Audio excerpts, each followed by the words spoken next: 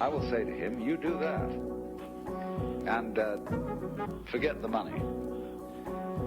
Because if you say that getting the money is the most important thing, you will spend your life completely wasting your time.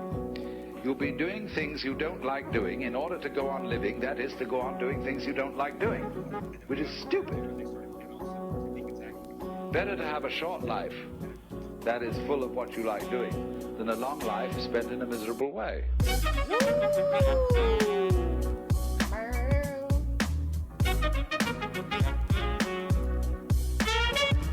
Yeah.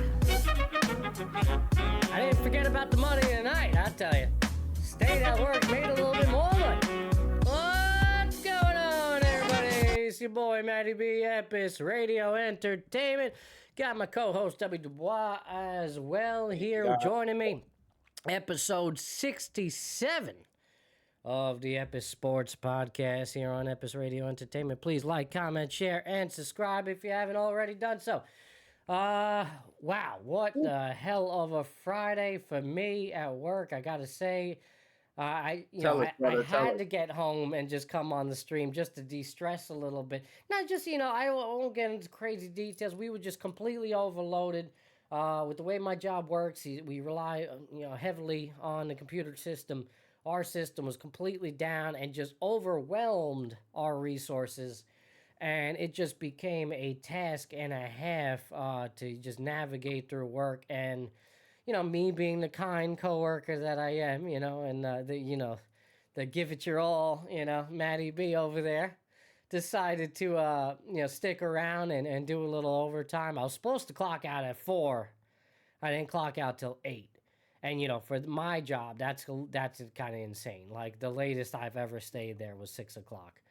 Typically, like that's when, most, like, there's generally, like, the last person leaves at 7. So the fact that we were all clocking out at 8 o'clock, and a lot of us stayed behind to help was insane. But, yeah, man, just a wild day. Like, I felt like I went to war, bro. Like, it was, like, I'm not even joking. Like, it was necessary. Everybody was pulling, in directions. Everybody's going this way. What's next? What else got to do? It was extremely overwhelming for what it is I got to do. For people out there that don't know what I do, I work at Zuckerberg Cancer Center for Northwell Health. I am a phlebotomist and lab accessioner, and I'm mainly speaking in the lab accessioner side of things today, because that's again, it's processing. So at one point there was a lot of uncertainty. Whether or not we could even, handle the workload and what was going on, and it really required me and a couple of other, like I would say 4 or 5 other employees to, pull extra time. Like, we didn't have to stay. We could have just said, yep, not my problem, goodbye, and then left my boss to deal with all of it. But my boss is very nice, I spoke to you earlier. Yeah. And you were telling me about what's going on, keeping me in tune with the day and, and timing and everything. And you had a whole different agenda for the night. You were supposed to go out. I was supposed to go out with the wife. It was my niece's birthday. Birthday. I skipped out on that, You missed that for the money. Oh, okay. Listen, I'm not saying that was the end of the world, but it was an easy excuse not to go and help out. Listen, I've been trying to make a little bit more money. I've been trying to. Yeah, wife was actually at work. She usually works from home. Maddie's home alone, guys. Yeah. Anything goes now. Watch out. Maddie's home alone. I won't be home alone for very long. The calm before the storm. That's why I was like, you know what? I might as well, because she's still out there. The kids probably, maybe they just wrapped up eating some cake, some birthday cake. So, and I couldn't really go there because I was at the mercy of another coworker that, decided, was nice enough to drive me home. That was actually one of the other reason I stayed, because I didn't have a ride home. Wifey took the car because she was at work with me. We were supposed to drive home together. Oh, yeah, so the coworker was like, listen, if you stay, I'll stay, and, I'll drive you home. because she lives not too far from me. So that was cool. Shout out to her for dropping me off and all that. And it's just a wild, crazy Friday. This is not how I envisioned it to go. You and me were planning on streaming like around 9:30, 10 o'clock, kicking it off. Here we are, 9:04 p.m. Eastern, and we're on screen. So it's a beautiful thing. We're here, man. But just a wild Friday for me in terms of work. I really I need this. This is in itself is a little therapy right now. I'm gonna get a little heated in a moment when we start talking sports, especially when we start talking about Mets. Maybe we shouldn't go there right now. We should save that. I don't know. What direction do you want to go in, Dub? Because this whole Jaden Ivey drama. You got the Yankees opening day today. Your Yanks opening day, bro. How about the Yankees opening day? They're kicking ass. The pitching's looking good. Judgy with a blast today. This is my man, Mr. Rice, Benny Rice over there looking good, smashing. Yeah, a lot going on, man. Everybody was hitting today. Everybody's hitting for the Yanks. But listen, it's 6-1. They had some good pitching so far. And like you said, we don't have to stay on the baseball too much. There's so much off-field drama and different sports we can get into. But real quick, they're 6-1. They beat a 5-1 team today, Marlins. Maybe the Marlins are going to win 95 games, like my man said. What do you say? No, yeah, we have to fact check it, but you're right. I think it was like something absurd. 96 wins absurd. And the World Series. But you've seen it in my reaction, and what we're referencing, everybody, is the interviews we did down in Port St. Lucie, out in front of Clover Park. We have a reel up there. It was young man Mike and his kids that joined us. Awesome kids, great people. They were actually just commenting on the video today. We were going back and forth. Really? Yeah, one of the kids put in the comment, 6-7. So I was like, 8-9. Yeah, 5-1. They're followers, man. They're fans. It's nice. I hope they're watching right now. But yeah, 5-2 Marlins. And Mike predicted that they would not only go to the World Series but win a World Series. Listen, hell of a start. I'm sure 5-1 for him. He's got to be like, see, I told you, he's definitely feeling that. Well, for go 5-1 going in. And listen, the Yankees are hot. Yankees are hot. They look good. Well, the question with the Yankees, we knew they were going to score, right? We're relatively the same lineup. We know what this lineup is about. I don't know, Matty. They've had days where the lineup. There's guys who are not hitting in the lineup. Yeah, no, for sure. Well, but this is what they do, though. It's either smashing 50 home runs a game or they're not hitting at all. It's this is the Yankees in a nutshell. You know what they're gonna get, but it's whether or not the pitching is going to be elite. And so far, Judge homered. Yeah, Judge is fine. He's gonna be fine. It's not it's without question. He's gonna do his thing. I know people get crazy with him. It's noise. It is noise. Well, listen, if the Yankees aren't hitting and he's struggling, the blame's on him, right? That's how that goes. They're winning games now. That's how they go. So.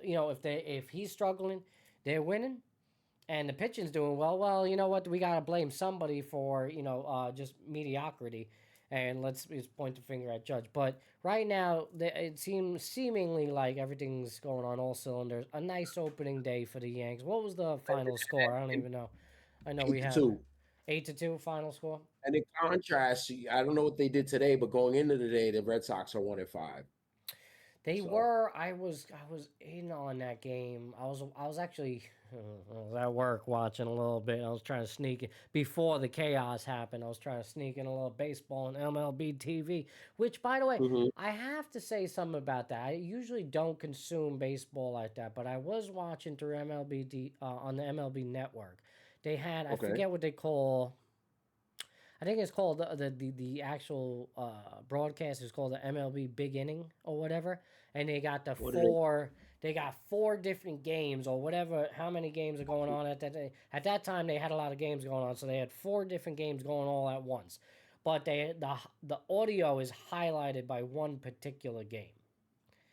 And it's too distracting for me. I'll tell you, I don't like it. I don't like consuming baseball that way. It's not for us, yo. It's for younger viewers. I feel That like kind of people. I'm it sure gives me you don't know how to ADHD. I'm watch. like, what the hell am You I? don't know. How do I We're not focus? used to Like, that. yeah. By the way, Boston 5-2 win over San Diego, so a little bounce Right. back game today. A little bounce back game for Boston. Konnor But Griffin yeah, making me think also. yeah. Oh wait, I thought didn't they already play, or are they playing right now? Yeah, they played. He hit. He played. He got a couple of hits. He got a hit, I think.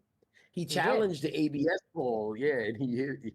Oh, the crowd must have went crazy. Well, they were home, right, for that one? For Pittsburgh, yeah. Oh, yeah, they won 5-4. The kid had an RBI single or RBI double. They batting him. They batted him 7th in the lineup. He was winning 1 for 3. That's a beautiful debut. Listen, 1 walk, 1 for 3, a K. What was the hit? Single? What did you say? Single? No, a double. Double. Yeah, Yeah. RBI double. RBI double. There you go. Konnor Griffin. Right, Let's see. Maybe I get a little highlight of that. That's Gino's guy, man. I got to give Gino. You know, who's that? Now I know, guys. Thank you, Gino. Well, listen, and what is real quick, because now I want to get into the subject of that. But anyway, real quick on the Yankees, we could talk the Yankees opening day. We're gonna obviously, I want to spend more time on the other side stories with it because we're on the run. Yeah, we're on the run. I don't know how much time we got tonight and all that, but we're on the run. 9 years, this Konnor Griffin. 9 years, $140 million contract extension, okay? So that's about 17 a year, it sounds like. That's insane. And this is prior to this kid, having a bat. You got to remember, that's insane. That's unheard of. It's just, what are we doing? Today was his first 3 major league at-bats. Yeah. Right. I mean, you know what they're doing, Matty B. This is a team who hasn't done much in the as far as winning and keeping players, and they have a very loyal, great fan base who deserves a lot. And I've talked about them and blasted them about how they run an organization, how they take the luxury tax money and run to sell it and buy California property. For them to do this, and actually, to me, if this kid is as good as he's supposed to be, this is a bargain. They're stealing, because contracts now. Forget it. In 9 years, if he's making 17 mil and he's a superstar, who won? Right. No, I mean, it's a huge move. It's a bit of a gamble, no doubt. And yes, I think we can point that out, right? It's a bit of a gamble there, but ultimately, I think it's a smart move for them. I mean, the kid does look like the real deal, not gonna lie. Yeah, looks like he doesn't look 19, first of all. I do have a clip, a kind of a interesting view of this. I could get a different view, but here's the first hit for Mr. Konnor Griffin. Get some audio for you guys. Oh, actually, I'm not picking up the audio for some reason. Or is there no audio to this? May not be any audio. See a nice gapper. This is a little dugout view. I'll try to find a better view real quick, but yeah, I want to get a better view for you guys. I'm not going to leave you guys on that. Screw that. I don't like that one. But, nice start to the kid's career, obviously. It's not the crazy game. It's not the homer or the first at-bat homer, but a nice RBI double. I mean, actually, I'm not even, was it the first at-bat for him? Do we know? Because I don't know. I think so. It might have been. Let's check. Let's see if I can find the other highlight. I was kind of fake watching it. Yeah. Yeah, first major league at bat. It was his first at bat. Yeah. Wow, so that's dope. That's dope. Yeah, that really gets, crowd fired up there. Let's see if we have it in this one. But yeah, man, listen, it's just weird with the Pirates because they don't typically do this. They don't sign guys. To a long-term, big money contract. Kudos to them because I've always been talking bad about it. Kudos to them. I have to give them that. And then, like I said, they kind of could still be cheap if he's really the real deal. If he's one of the best players in baseball and he's an MVP in 4 years and he's only making 17 million, guys are making 30 who are not, who are all right players. Yeah, it's gonna hold him hostage a bit. All right. Yeah. Here you go. But it's automatic, generational wealth. All right, I'm going to play some video, guys, right here. MLB, Major League Baseball, I do not own the rights to this video. This is just for observation purposes. Please do not pull down the stream. You can actually listen to that? No, but it's worth the shot, probably.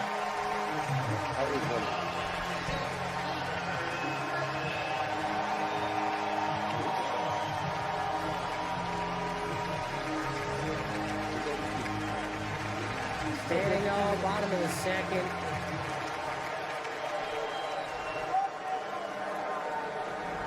Well, I'm going to stop it shortly after it's done so we don't go flat. Bottom of the second is the first pitch. Oh, Jeez, how quiet did it he get? goes right after that first pitch slider down in the way. The ovation, and then he was roaring to go. 0-1. His first pitch, he swings and misses the slider. You want me to stop and restart? You're up there looking for a first pitch to drive. I think the pitcher I does was it as hoping if it well. was in the first pitch. Right. It's so interesting Yeah, because let me stop it and restart it. Yeah.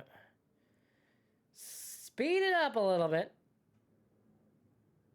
Look at this guy. He's a big kid, man. Big kid. something. Hold on. Yeah, a couple pitches. It was like the fourth pitch. Yeah, okay, we got it now.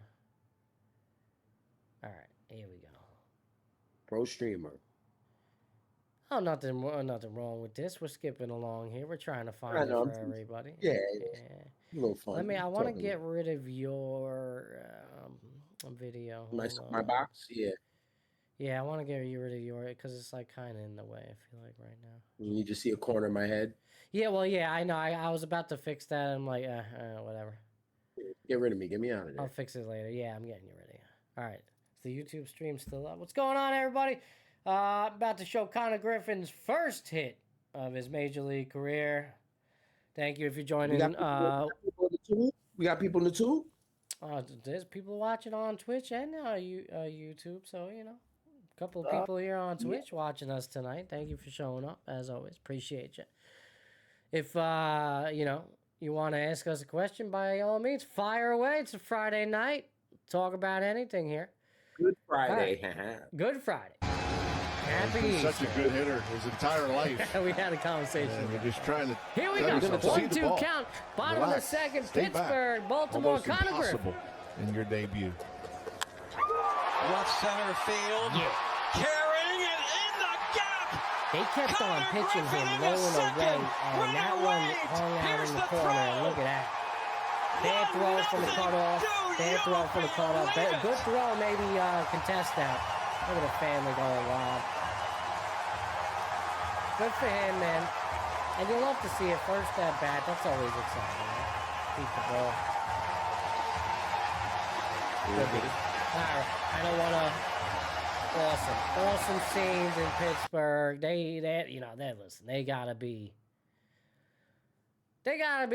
riding an all-time high right now, bro. Pittsburgh. They gotta feel like they're the team right now. They're on the come up. You know, especially signing to this contract. If this kid's the real deal, you know. Hopefully Skeens sticks around. Listen. You got pieces like this. They got to address O'Neal, though, out in center. I think that, that's a bit of an experiment. You clearly seen it when he was in to start off the season against the Mets, Not looking good, but a lot of hope for the kid. Oh, my. What's up, wifey? Maeve wants a cheeseburger. Do you have an order, too? Yeah, I mean, like a cheeseburger.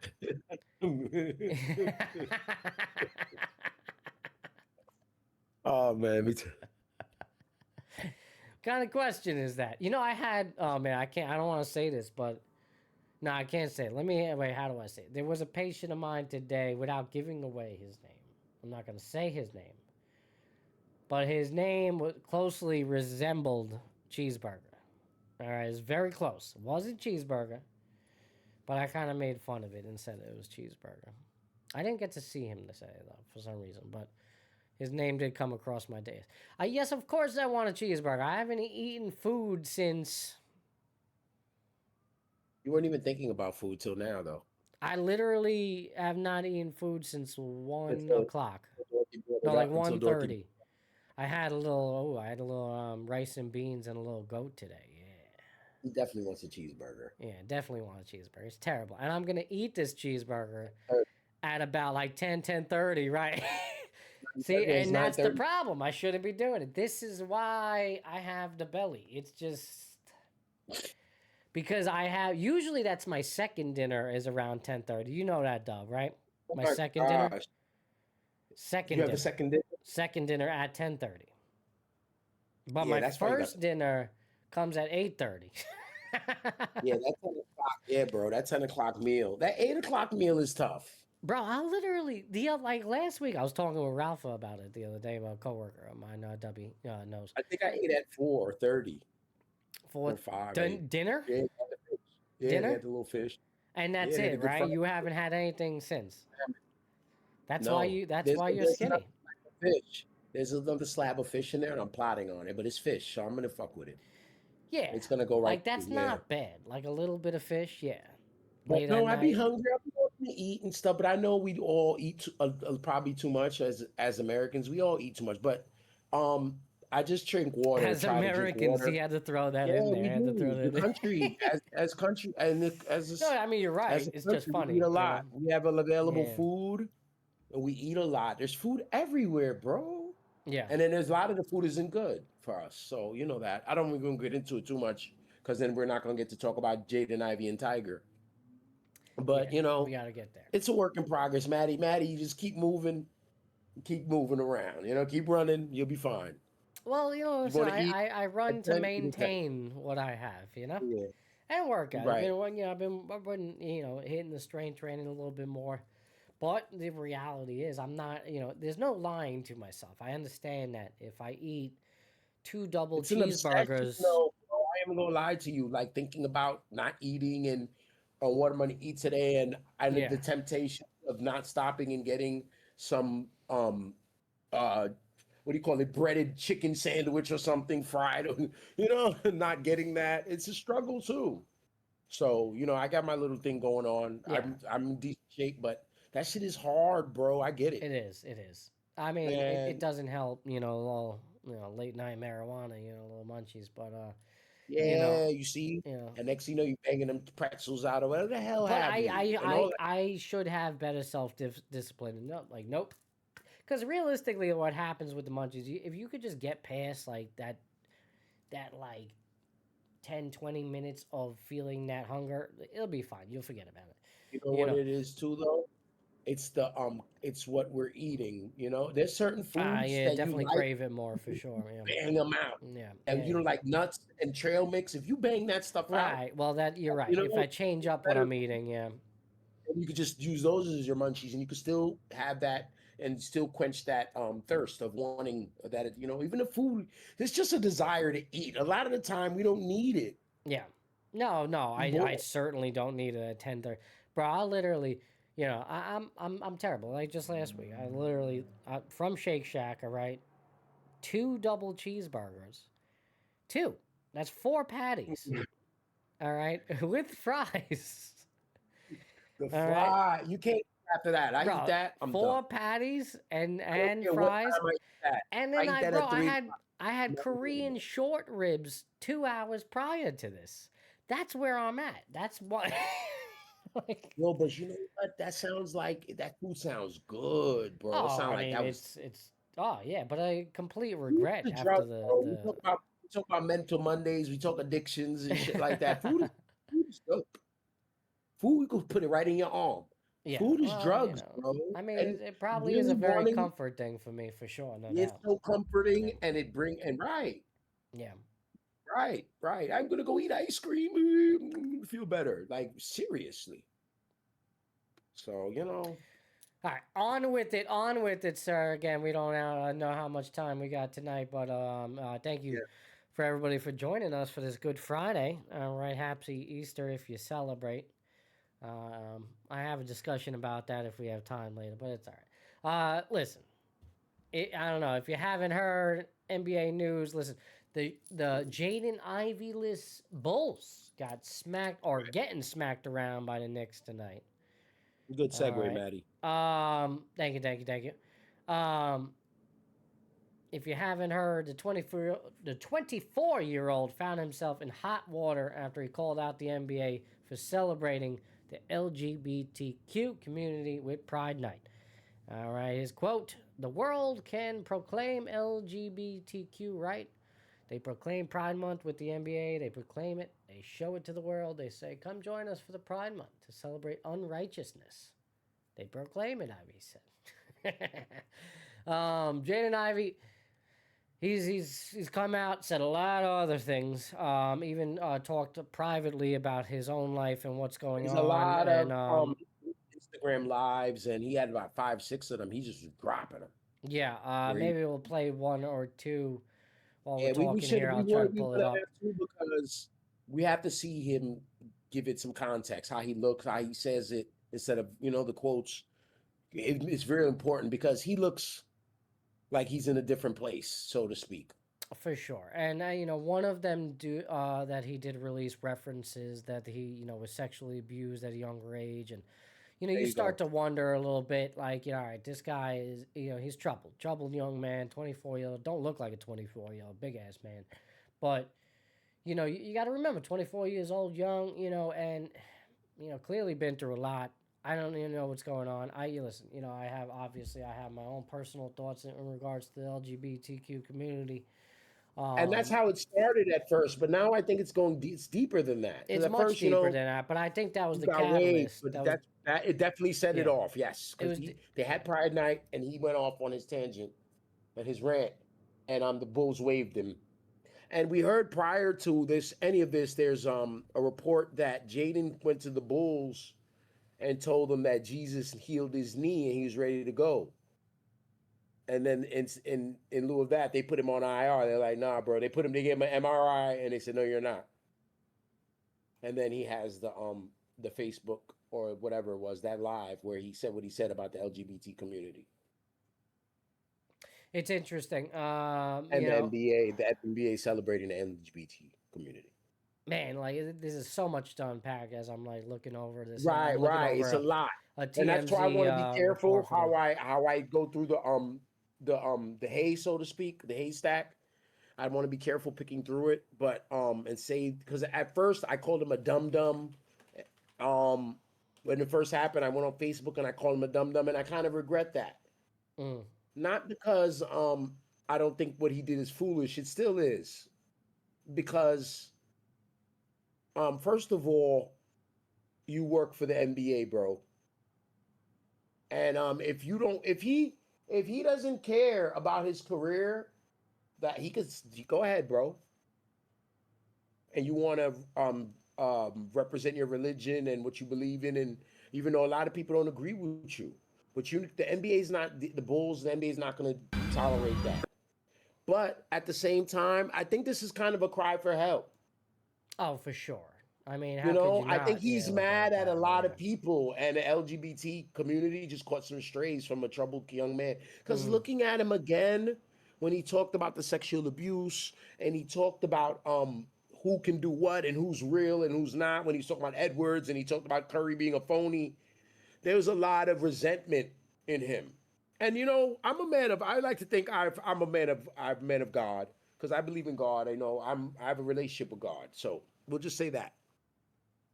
But I look at it, everyone looks at how they look at things differently. But for me to attack the LGBT community, to me, that is not righteous, Like, as far as making people, it's not my job to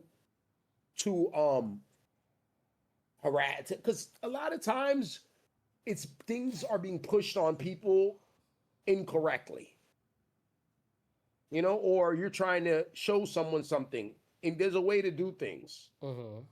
And his beliefs religiously, but I don't think we have a right to tell people how to live when people don't bother you. I don't think certainly not. And that is the bottom line. So for me to say who you are in love with, and me to just be worried, means I'm not worried about myself. Like, I got bigger things to worry about. I don't get it, bro, caring about other people's business like that. Well, truthfully, it has no effect on who you are and what you do. Right, it shouldn't. And when you're worrying about other people, you're taking away from yourself, to me. And to me, it's like a blame game or a cop-out. and being angry at people. And it goes thing with being angry at somebody for being an immigrant or for being poor or for being black or for being whatever. Just leave motherfuckers alone, bro. Let's go. So let's go to the beginning on this though, because I do have a clip of when Jaden Ivey calls out Steph Curry. In the wild rent. On the fake Christian, so to speak. Go ahead, though. Yeah. I don't know what that even means, bro. Yeah, but this is how it started. This is you need to worry about your knee, young man. Go ahead, Matty. Right. Sorry. No, That's why you got Steph Curry, and he not even surrendered, and y'all believe he's a Christian. Y'all believe he's a Christian because he wrote Philippians 4:13. Y'all think he's a Christian. But he cursing just like the world. We are now about ready to go, so please take your seats, fasten your seatbelt. Friendship with the world is enmity with God. He's friendship with the world. He don't know Jesus. And I pray he comes to the truth. That him and his family will be saved in Jesus' name.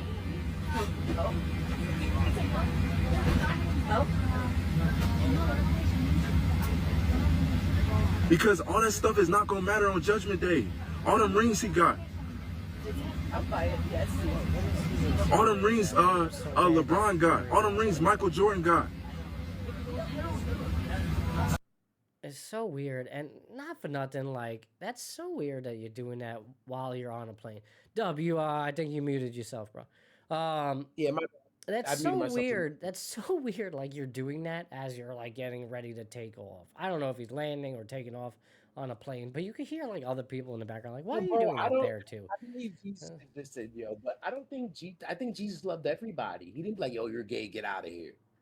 He had whores and everything, Well, I mean, listen, that's a conversation in itself too. But I know, I'm just talking gay about people been around forever. I'm sorry, I gotta say. Right, they were around. He was cool with everybody. Just say that. We'll say that. Well, I'm not gonna say. Listen, bro. I don't mean to offend anybody out there, bro. But it was Adam and Eve and Steve. All right, so I'm just letting you know. What I'm saying is he follows Jesus. Jesus was a man in the stories who was with whores, helped them and helped this, and it was cool with everyone. Is what I'm saying. I'm not gonna get into it too much. Yeah. But he didn't hate anything. He didn't say this and that. He didn't do any of that. He was always, come on, let me show you this. That's the kind of person the character. I do have the follow-up. So this was the one that, got him released by the Bulls. This is the bad one. This is where it all, because no, I thought the Curry was the first one. No, was it? Okay, I thought the Curry was maybe I'm wrong. Maybe I had my facts wrong. I'm sorry, but either way, it was one or the other in this pattern, and then it just spiraled. Then he released another one about his family and the whole situation. So let me play this one for you guys. Jaden Ivey, whose mother is actually the head coach of the Lady Irish for Notre Dame. Mm-hmm. So this is probably shocks to all of them. Here we go. That the world can proclaim LGBTQ. This is what I referenced before. Right? They proclaim Pride Month and the NBA. They proclaim it. They show it to the world. They say, come join us for Pride Month, to celebrate unrighteousness. They proclaim it.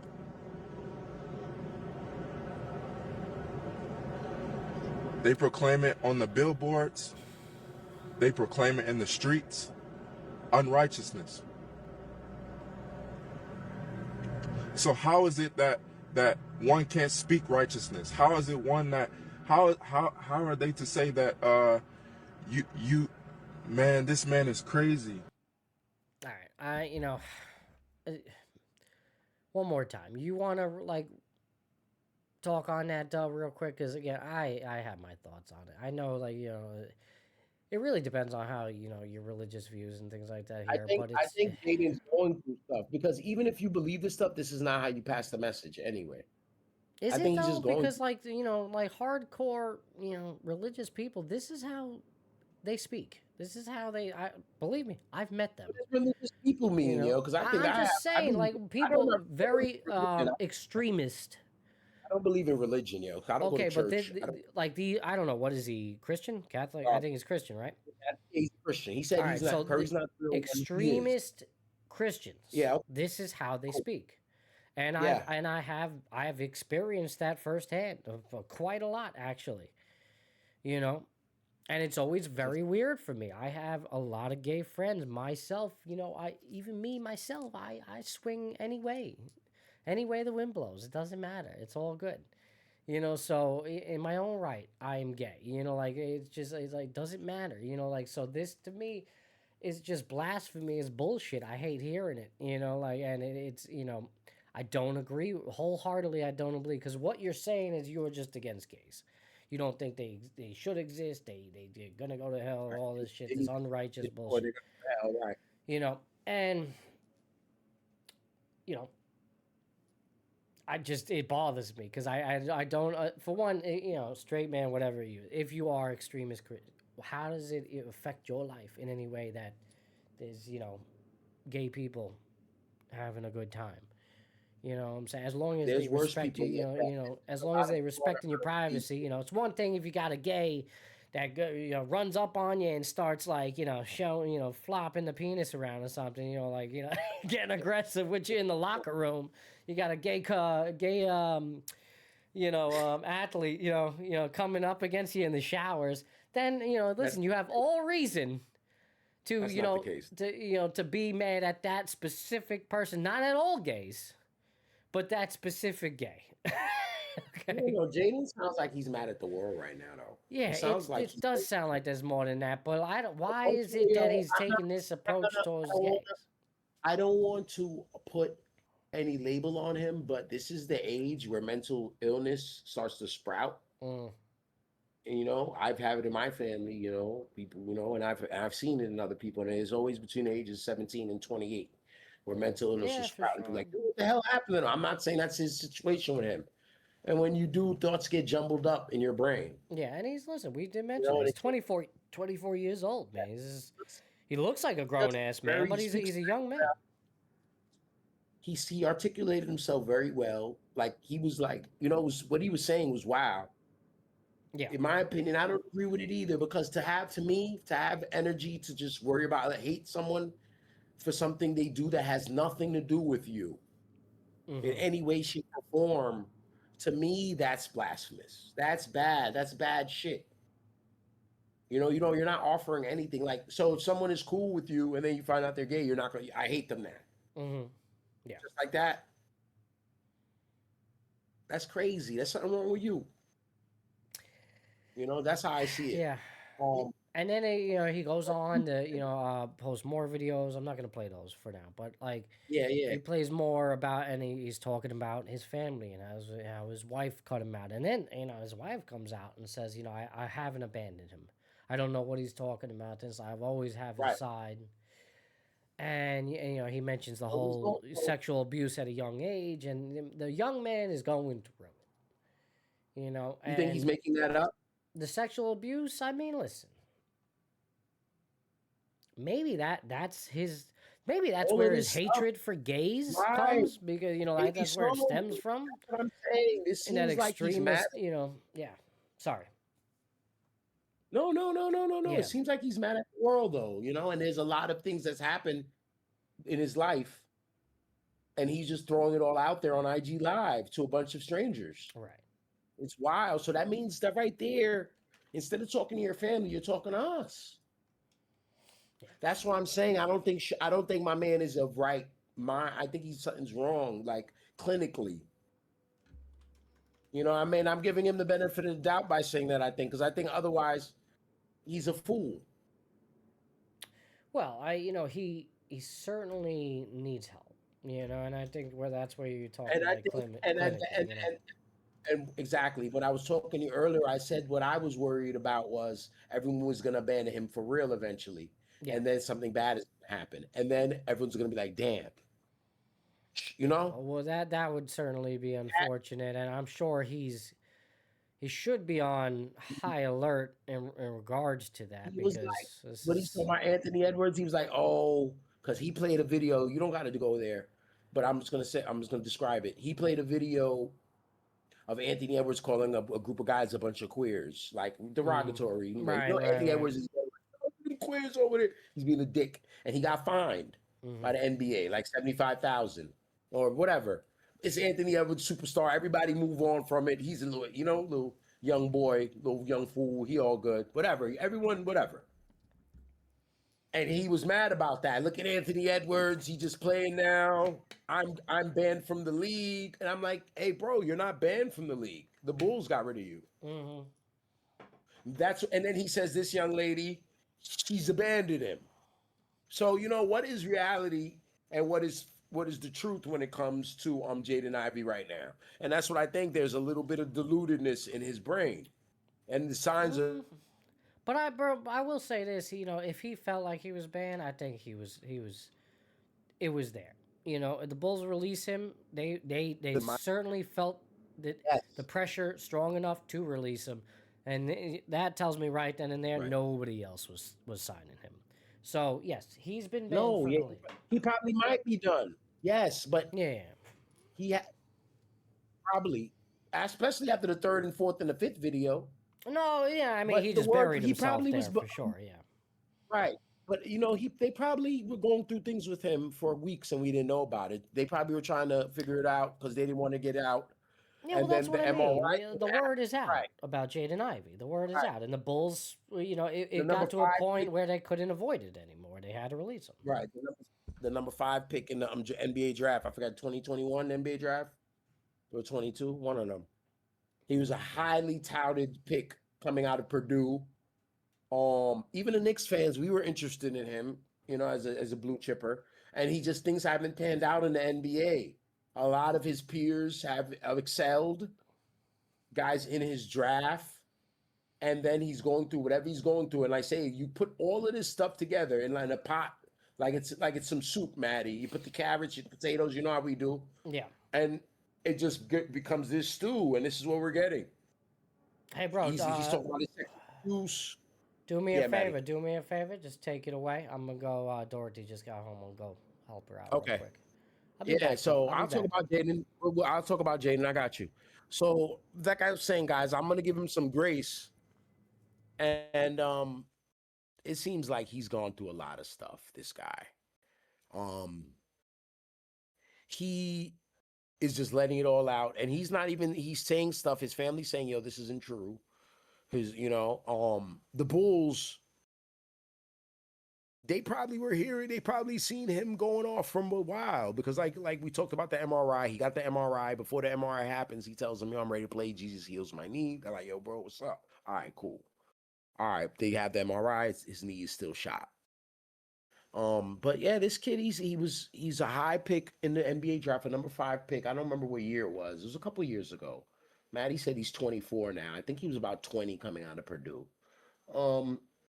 Let's take a look at this draft real quick.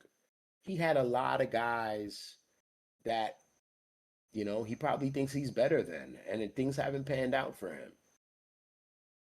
But I don't think this is coming from a place where it's about the LGBT community. I think the LGBT community caught a stray from his tirade. And like Matty said, maybe that came from him being abused as a youth. I don't think he made that up. Who makes that up? I mean, shit, I can't say that. Who makes that up? But still. Let me see what draft he was in.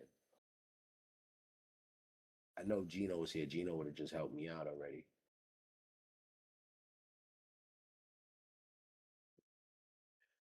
Yeah. I mean, Matty B. Yeah, man. So Jaden, I don't know. Last time he's come out with a video, or if he's done anything recently, because I at this point, does it matter anymore? Like, the guys doesn't look like he's gonna be playing. It doesn't look like he's of right mind. That internet, man, that live more specifically. Once you push that button, and he's going up there, he's talking about all of his personal business to us, to strangers. So now people have taken what's going on with him to use as an opportunity to bash the LGBT community. Oh yeah, why can't he say that free speech? You know what I'm saying? But yeah, it is free speech. He doesn't go to jail for it, but you can lose your job. You know, you could stop your way of making money by the way you speak. And we've seen it so many times in this social media, this FB Live, Instagram Live era. Jaden was just going off, like using it as a, I don't know what he thought, but like I said, I don't think he's of right mind. But let's say he is of right state of mind, and he's everything. He's alert and oriented to everything. Well, obviously he's alert and oriented, but you guys know what I mean. Why go to the internet? Everyone goes to the internet now. Like, what the hell? People get convicted because of the internet. You know, people go do time because of the internet. Like, we have to go to the internet. Like, people have actors and musicians and rappers. They got beef. They talk to each other through the internet.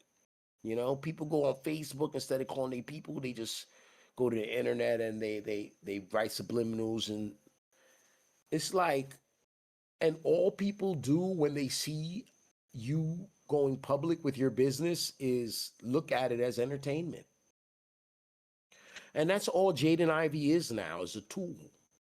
He's a tool for people who hate LGBT, and they could use him. Why he can't say that, or I agree with him, or whatever, or go agree with him. Go ahead and from your account, go to your job and tell them that. Let's see if you'll do it. People want you to sacrifice everything you have for their own agenda. And a lot of times their agenda comes from an evil place or a hateful place. And you sacrifice, they will watch Jaden lose his job, but they wouldn't do that. But they'll come on the internet and agree with him and go in his live and agree with him and hype him up and pump him up and encourage it. You know? But gay, lesbian, all of that, man. Whatever you do your thing. You do what you do, bro. Like, because I don't like people in my business. Stay out of my business. I don't want people in my business. So why would so who the hell am I to care about how you bust a nut, so to speak? You know what I'm saying? You know? Respectfully, pardon my French, all that good stuff. But, I mean, like I said, but like I think I said with Jaden, I think the LGBT community caught a lot of strays in that, and that was one of the people he has beef with. He seems like he has beef with a lot. You know, he got beef with a lot of different groups, whether it's his family or the community, or certain players, and, you know, we're all dealing with a lot of shit right now. I'll be right back, Dove. A couple of minutes, 2 minutes. Okay, we're all dealing with a lot of stuff right now, whether it's personal or just your environment, what's going on around you. Because a lot of us, what goes on in the background, we make it our foreground, you know, as far as the internet or politics. You got this maniac in the White House, you know, he's got people tripping. Every day he comes out and he gaslights. And, you know, I've heard people in my journey of all walks of life complain about, like, really not even complain, like, are upset about it, you know? And I'm like, damn. We can, and like, I think Deanna said it on her, when she came on Mental Monday with us. And she was talking about, Deanna Stahl. She was talking about, changing and you know, controlling your feelings and your life and your energy with on your own, instead of waiting for outside sources or politicians to do the right thing, and, you know, or waiting for a savior. You know, we have to save ourselves, you know. And somewhere there, Jaden's got confused, in my opinion, you know, because he's doing the opposite of that right now. While he says he's saving people as a Christian, you know, but I believe in God too, and man, Matty, he believe what he believe in, but like I believe in God. I don't my religion. I'm not say I believe in religion, a specific religion. I have respect for the Bible. I have respect for all religions. I don't think what religion you pick will decide. Oh, the real God is Christ, or so if you're Jewish and Muslim, you pick the wrong one, you're going to hell. I don't believe that. I think good people are good people. The earth, we come from the earth and we will go back into the earth. I think our bodies are leased or borrowed vessels that are not ours. And we're gonna give it back. You're gonna give it back, I'm gonna give it back. And in the meantime, we can be cool and just treat people decent. Like me, for example, like I don't know, man. I don't need to take anything from another man or another woman to make my car go, so to speak. I've always can get from the land, find a way to provide for myself and my people from the land, from the walk, from the earth. But some people, they prey on other people. And it's a really, not to go too far off from Jaden or anything like that, but since we're here, Matty said go ahead, go. But we're in a battle between good and evil right now. We're always in that battle. So, I think there's a lot of self-reflection that needs to happen with all of us before we decide to go after everyone and anybody. Because at the end, when it's over, we're just all memories.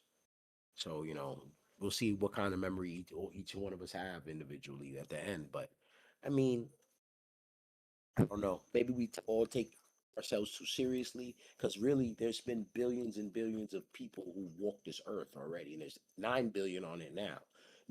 Basically I'm saying is we're just a pimple on the fanny. You know what I mean? We're a speck. We're a grain of sand in the Sahara. But a lot of times, I don't know. We all look at things differently. We all are in part of different communities. But what I have noticed though is, our minds are not the same, do not stay the same. The way we think does not stay the same. We go through a morphing stage. We go through evolution, and I realized that as I my journey, some people lose their minds. And people change. Some people become nicer, some people become meaner. But the life we live, it tends to reflect that, what we become. But just because Jaden is a millionaire, I looked at it when I wrote that Facebook post and called him a dum dum, like, oh, this idiot lost his money. And he did lose his money. He did fuck up the bag. But how important is that? Is that more important than his life and his brain and how he thinks going forward, or how it affects the people around him, or what he's capable of, or what he's not capable of as far as himself and himself being safe and his people being safe? So I think we look at things from a selfish perspective a lot, Matty B. Yeah. Where we look at it from a sports perspective, or what can he do for me? And obviously this kid needs help, but being on the internet, it's not going to go good. Mm-hmm. It's just more noise and bad influence. Yeah. But I hope, like you said, I talked to you on the phone earlier. I hope someone reached out to him and said, yo, this kid needs help. I know what's going on, because he's losing it. I had a cousin who lost it. He was punching holes in the walls. He just lost it one night, and he started saying some other shit. I don't want to get into it. It's 20 years ago, and he's not the same anymore. But he's stable, and mental illness took over him. It just is what it is. Overnight. You couldn't put it any better, bro. You're right. Absolutely. No doubt. And listen, you could say what you want about his comments, but, the one thing that's for sure is that the man needs help. And I just want to give him some grace. Right. No, and you know what? I agree with you. Yeah, listen. He already lost his job. Criticize him all you want, anti-gay, whatever. At the end of the day, I hope he gets some help. This is Epis Sports, man. We do Mental Monday every Monday, or whenever we do it. And it just would kind of be crazy for us. And, you know, we got love for gay people. You know we do. But like I said, I don't think his thing is for them. I think it's for everyone. Like when you said was the most, like, he was like, yo, maybe if something happened to him, he's focused his anger on gay people because someone did something to him. Right. You know, if it was a family member, uncle of his, whatever, you know, like molested him, something like that, I could understand. Like, I mean, of course, like, you know, that's a crazy trauma. Talk about traumas. We spoke about it all on the last episode about mental health with Epis. I mean, you know, that could be a hidden trauma for him. And clearly there's something. He's got a lot of traumas that he needs to, you know, go over in his life. And I just don't want him to fall into the wrong hands where people are like, yeah, you're right, Jaden, fuck them gay people. You know what I'm saying? Yeah. Yeah, it wasn't like that either, you know. No, it wasn't like that, you know. There's a lot of hate in the internet. Yeah, well, for sure, you know, from what you hear, yeah. But Comment for him, section is vile. The comment section is vile in this case, and it matters. And I know say it doesn't matter the comments, but it still gives you a temperature to know do you have that insidious group out there, the insidious group out there that's like that and just wants to see a car crash. Some of them.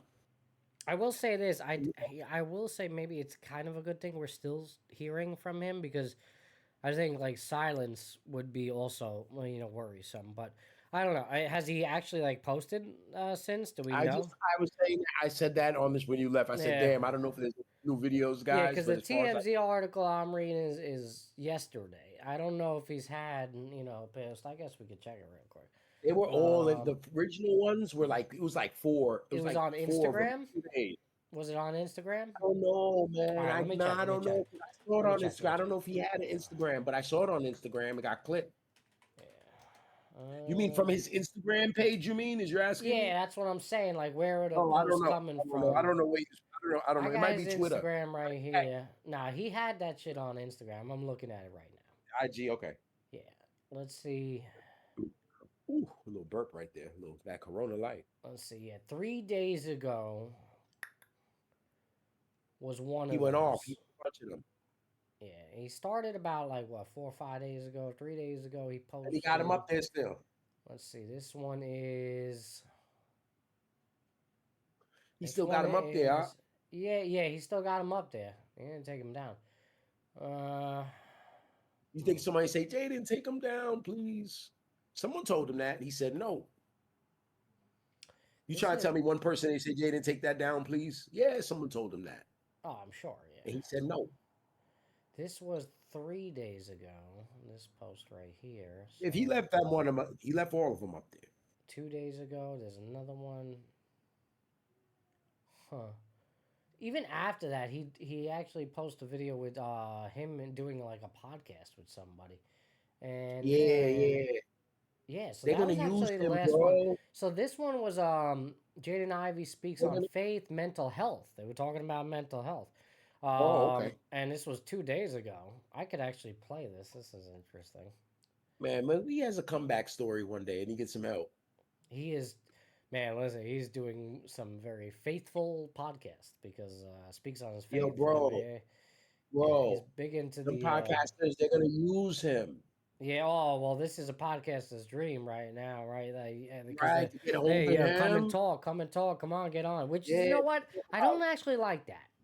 I will say that because they're exploiting him. That's what I'm saying. Yeah, they're utilizing him for clickbait. You're like, well, you know, I'm not going to call out this particular podcast. I don't even know who the hell they are.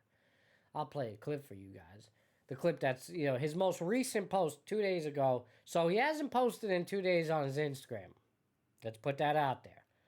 So it's been 2 days. So there's a bit of a silence. Prior to that, it would seemingly look like every day or every other day. Or at least when this all started. The Jesus people want him on their team. It's like a draft. It's like you're a free agent, man. Yeah, great. So look at the comment. You did great. You did great. You ain't crazy. Jesus Christ is king, baby. I stand with Jaden Ivey. Jesus Christ over the NBA. Listen, bro, for their own, listen, I'm not shitting on religion, but I do kind of find this is exploit. Yeah, they exploit the hell out of this kid. Look at all these old grown ass men. All right, let's play this clip, and They're not losing their money. This He's is from losing his money. the Pinpoint Podcast, episode 32. Matty B, they're not losing any money. He's losing his money. Go ahead, go lose your money. Yeah. Yeah. For us. And full disclosure, I have no idea what we're about to listen to. Yeah, I don't think it's anything bad, but Jaden Ivey, this was the most recent post off his Instagram, speaking about faith, mental health in the NBA. This is on the Pinpoint Podcast, episode 32, originally aired on the April 1st, 2026. April Fools? Hey, Jaden, thank you so much for joining, man.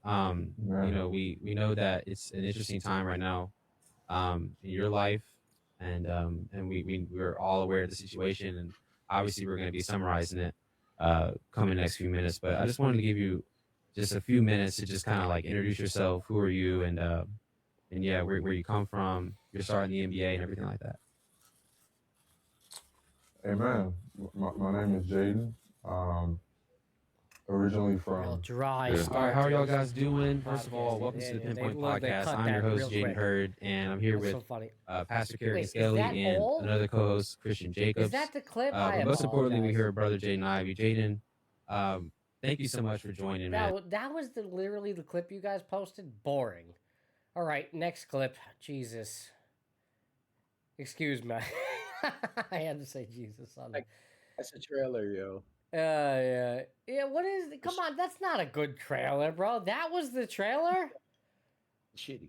That's pretty shitty. You and me do way better than that's what I mean. By the way, like, what did that trailer generated? They just wanted to show you that they had him. 68,000 likes, bro. No, it's not 68,000.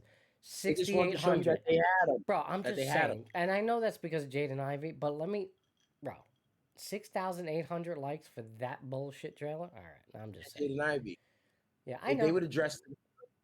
That was some real exploitation right there, if you wanted. That was a bullshit trailer. All right, I got this one. This is another post from that same podcast. Hopefully this provides more than what we just heard. I apologize to my viewers and my listeners out there, whether you're watching with us live on Twitch or YouTube, or you're watching in post. Appreciate you. Keep showing up. As always, please like, share, comment, share, and subscribe to this wonderful broadcast of Epis Sports Radio from Epis Radio Entertainment. All right, episode 67 of the Epis Sports Podcast here on a beautiful Friday night. Streaming live to you 10 p.m. Eastern Time. 6-7. 6-7. See? Yeah, baby. I didn't even catch that. 6-7. Oh, Dub, you should have told me that off the top. The kids would love this. This is episode 6-7. I have no idea what that joke's about, by the way. I asked my older son, and he couldn't give me an explanation. He's like, it means nothing. What do you mean it means nothing? 6-7. I don't know what it's about either, bro. And I know it's kind of played out now, though. I know that. It's already played out. They've moved on. Because we're saying it. Oh, yeah, right. Because now, we've caught up. Whenever I hear it, I say 8-9. That's the response. 6, 7, 8, 9. Yeah, my 40-year-old auntie friends, they be saying it now. It's over. Mm. It's over. You're right. When it's reached that demographic, it's done. They've moved on. It's over. It's played out. It's like when the white suburb kids start taking the hip hop shit, then you get a new one, a new slang. Move on. They're done with us, bro. Our old asses took 6, 7. It's cooked, bro. It's cooked. Yeah. It's cooked. Toast. Buttered toast. Bagel. Cream cheese. All right. We're having a fun time, man. Friday night Epis, baby. It's always a good time on a Friday night Epis. You never know what you're going to get, baby. All right. NBA team called you today. Of course, you pray about it. I'm sure you're seeking the Lord on what you wanted, what the Lord has for your life. I know it's only been like 24 hours. Amen. But, all things considered, you have a desire to still play basketball. Yeah, for sure. If that opportunity came, it doesn't matter if it's in the NBA. It doesn't matter if it's. I know don't have it. But the CBA, if it's if it's overseas, if it's it doesn't matter. It could be the African League. The African League. It doesn't matter. It doesn't matter. As long as I'm doing the will of God, abiding in Jesus Christ, that's what matters. That's what's gonna matter when I stand before God. That's what every player in the NBA is gonna be held to the same standard as me. The same standard. You're gonna be held accountable for everything that you do in this earth. Every word, every deed, every thought, you're going to be held accountable. He doesn't look unhinged or anything like every action that you do that's 'Cause wicked, I see a bit of unhingement. you're going to be held accountable if you do not repent for those things. But I still we're all going to be there's something wrong. In the judgment seat of Christ. I say So I'm in the same standard as everybody else in the NBA, and so. I don't if the care NBA, about all these other people who are latching on to whatever's worldwide, whoever's seeing this, like I said, this is a great opportunity. Sorry, hold on. Can I just pause this real quick? Check my man's hat out, right? Okay. I don't think this guy contributes anything to this conversation below, but he's talk to me about Jesus. Right. Look at it. This guy's 57 years old, and he sees this 24-year-old NBA stud he could use. He doesn't care. No one cares about Jaden. None of these guys. Who are these people on this Pinpoint podcast? Oh, whatever. This is too good. This has become the Jaden Ivey episode, by the way. Yeah. Let's talk about Tiger a little bit. You know what? No, we're not. Well, let's finish this clip. We'll get out of here. But this is a good clip. I'm going to continue it. We'll talk more. He said, no, we're not. We can't talk about Tiger. I could play down and be, no, we're talking about Tiger. We're talking about Tiger. The opportunity, if that's his will, let's finish this. May his will be done. Let's go. Right. Amen, brother. If an NBA team calls you today, of course you pray about it. I'm sure you're seeking the Lord on. That was that. Bro, I love that. That was that guy's contribution to that clip, by the way. Amen, brother. That's it. Listen. The Grizzly. The Grizzly, bro. Wow. That was his contribution. Let's talk about Jesus. All right, listen. What are your thoughts? And this is the last, top. I said the last because we've talked about Jaden Ivey for the last hour. Yeah, you heard. You gave me 10 minutes, 8 minutes by myself. I was going off. I said what I said. I said I was talking about. We have to, just treating each other better and worrying about, bettering ourselves, and being where And like I said, I think Jaden's going through something. To be honest, if he's not. I think what he's doing, whatever he believes, he's going about it the wrong way, spreading what he believes, total wrong way.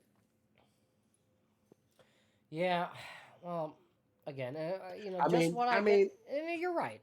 I'm not contesting anything you're saying there. You are absolutely right, spot on, 100%. Like, he's definitely going about it the wrong way. I don't even know what to take away from this clip in the podcast because this is right after everything's going on. I have my thoughts on these guys that orchestrated this podcast because clearly this is the only one that he's participated in, and it's apparently a religious podcast. I don't know, Pinpoint podcast, 32 episodes. I don't like the exploitation of him here, and his relationship with Christ. That's all. Whatever. That's all well and good. And in this clip, he's very adamant about his relationship to God, and that's all well and good. Mm-hmm. Again, beautiful. What what he's talking about in regards to given an opportunity to play. Like, I don't care if it's always like, bro, if you wanted to go play internationally, I'm sure they will let you. Like, even with all of this that's going on, like, I really don't think China is going to give a shit about what you said. If you want to play, and he would actually probably do really well in those leagues. He'll go there and dominate, and get money.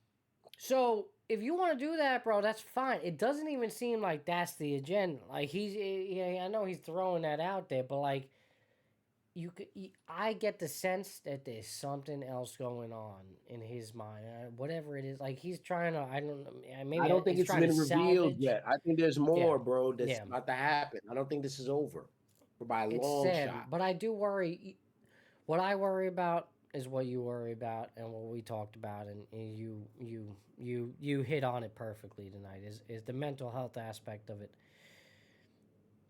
clearly, there's some concern of his overall well-being, and I would think at this point, especially if what he claims to be true is that his wife abandoned him, things like, which I'm sure is not true. I'm sure they're giving him an outlet, a way in, but maybe he's being defiant towards that. Maybe his wife he seems a little disillusioned. Yeah.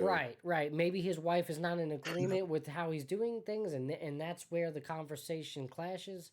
And he feels as if, oh, she's abandoning me. Well, in reality, she's probably not. She's probably being a very supportive wife, but how she's do we probably know calling that Jaden a wasn't lunatic, sexually abused as a young man, as a young boy? He wasn't abused, and now a lot of times when kind of trauma happens, you got to take his word for that actually happened. Right, no I question. think you have to. So fine. So when trauma like that happens, a lot of time it's compartmentalized for a long time, and then when it comes out, it just right to come out like that, and maybe.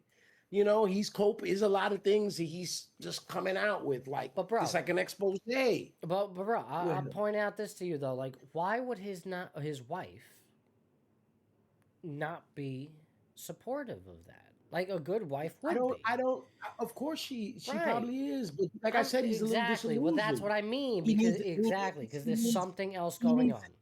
He needs an antagonist in his story. And maybe there truly isn't one outside of right. The LGBT is an antagonist in his story. His wife and his mom, or whoever.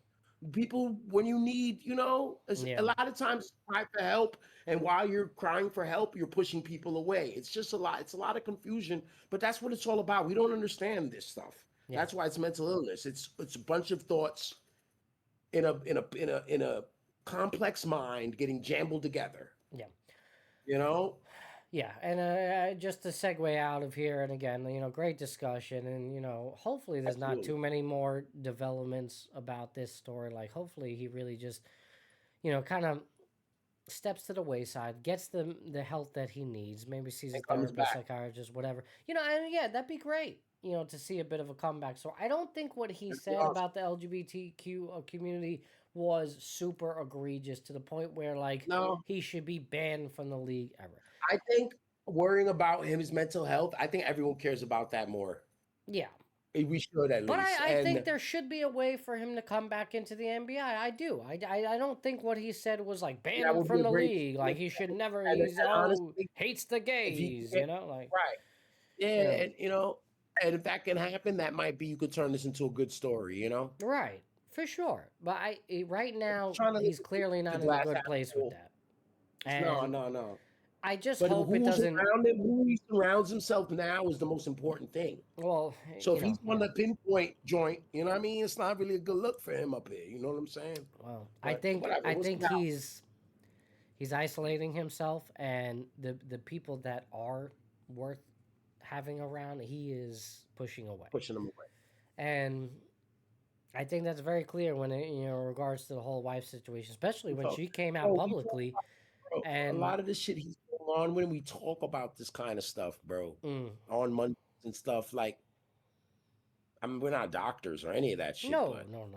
But we know we've been through it. I've had my own, relationship issues. Whatever it is.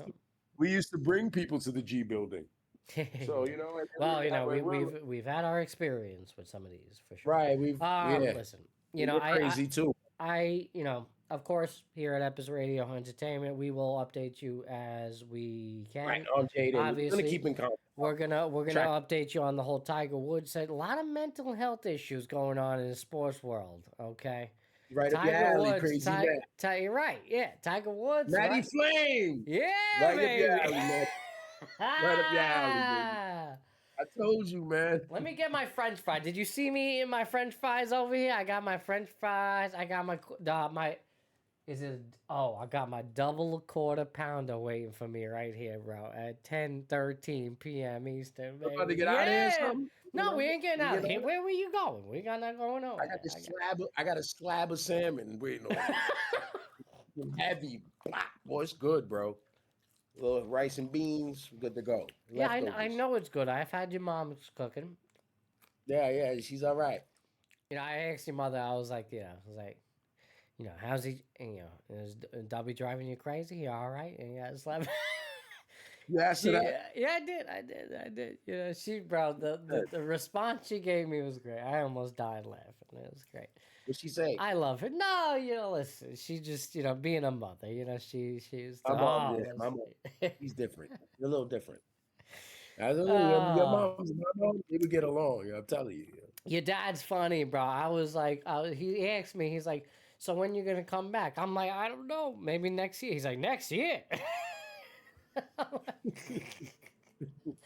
I'm like, sorry, I would like to come see you more, but like, guys live 1,000 miles. Really, you know, like it's not like I'm just a hop, skip, and a jump away. You know, you're not not over here. You're right. You're not in Brooklyn. You know, shit. Yeah, they like you, Matty, but you're all right. I love them too. I wish I could see you guys more. I wish I could come down. You know, I think next time we might either go by car or train. We're talking about the train situation. The one with the bed? Yeah. The train is cool, bro. The train is cool. That's an experience. It's not a bed. Yeah, I've never done it, but you can bring your car. You can put your car on the train and just hang out. That's pretty cool.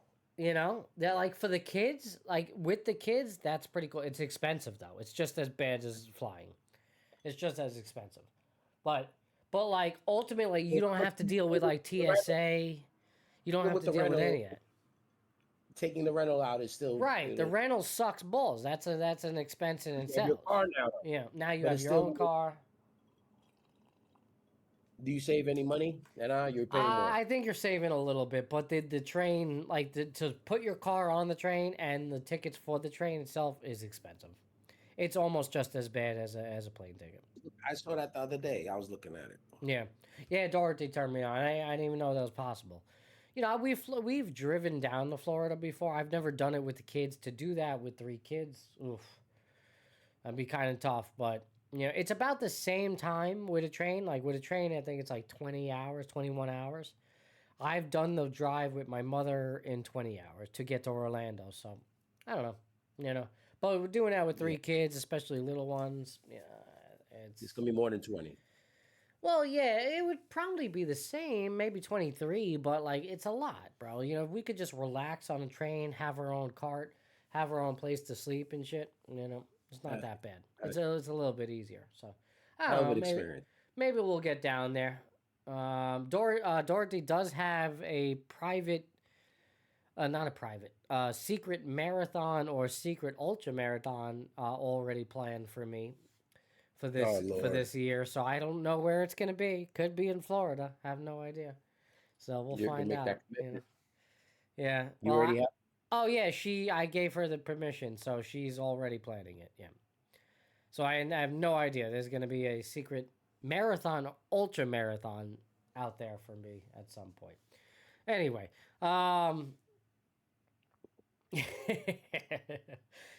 I sent you the link. You seen that, right? I'll be running a 50-mile ultra marathon in a couple of weeks. Mm-hmm. That belly's gonna go down a little bit. Oh, the belly's gonna go down a lot of bit in the next month. Yeah, May 2nd. It's gonna be May 2nd. I'll be running 50 miles. Less than 30 days away. So 30 days away. Yes. Yeah. I'm excited. Can't wait. Second year in a row I'm doing this race. It's going to be fun, man. Hopefully there's no thunderstorm at mile 34. That would really suck. You don't even know where it's going to be at, bro. What, the race? I know where the race is going to be at. This one? You do? No, this one I know where it's going to be at. The one that Dorothy's planning, I have no idea where it's going to be. Oh, okay. I have no idea when it's going to be or how long it's going to be, where it's going to be. I know nothing about it. If it's a marathon, she has 24 hours to let me know. If it's an ultra marathon, she has 48 hours to let me know. 72? No, 48. If it's an ultra marathon, I'm.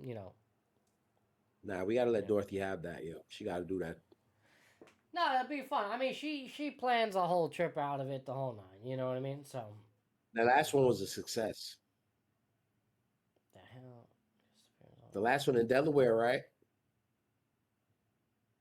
What the hell is my we Delaware? Oh yeah, yeah, that was the you remember that was the surprise marathon in Delaware. Yeah, that was awesome. It was a very good success indeed. I ran my marathon PR in that race. Yeah, it was on the Eastern Shore, the top of it, I think. Oh look, Mooncakes is in the comment. Yes, it was right by the Eastern Shore. It was beautiful. Nice marathon. I don't know if I would necessarily run that marathon again. You're right, Dorothy. Yeah, so Dorothy says a 50K ultra is 24 hours too. Did I say that? I'll give that to right. 50K is 2 marathons. It's 2 marathons. No, it's not. 50K is 31 miles, I believe. Let's give the exact measurement for the 50,000. I thought it was 50 miles. No, 50 kilometers. Kilometers, yeah. Yeah, 50 kilometers in miles is 31 miles. Yeah. Basically 31.1, but it's actually 31.0686. So it's a little short than 31.1 miles, that is. So yes, if it's 50K or less, you have 24 hours to let me know. Which is crazy, by the way. To tell somebody that, oh, in 24 hours you're going to be running 31 miles or 50 kilometers. You have to be ready, though. You have to be ready. Of course, I'll be ready. I was ready like the last marathon out in 26.2 miles. I was ready in Delaware. I was ready. What happens if 2 nights before that you're 10:30? You're pigging out. Then I have no choice. I will be running it, bro. Here, for example, when she surprised the Delaware Marathon, which was 26.2 miles, it was in Rehoboth Beach, where my good friend Mob lives. Mob and Brittany. Shout out to them. Members of Shiv Nation, Mob. It was dope. You know, we got to go down there, hang out with them, stayed at their house, and then I got to run a marathon. She gave me 24 hours for that. All right. Now, the problem with that is that week I knew we were getting close to the potential surprise marathon. So I was kind of ramping up my miles. I was kind of ramping up my strength training that week because I kind of thought that it would be like the week after or 2 weeks away. Lo and behold, it was the week of. So I had like literally 2 days prior, I did like a heavy, intense speed workout. And then, right. And then the day after I did a strength workout. So I was pretty like cooked, as the young kids would say. I was pretty cooked going into that race. Like if I had known I was running a marathon, I would have not have done those 2 workouts. I'd have stayed away from it. But because of the, what I agreed to do, which by the way is very irresponsible. You should not do it. Just don't do it. Like I don't recommend it.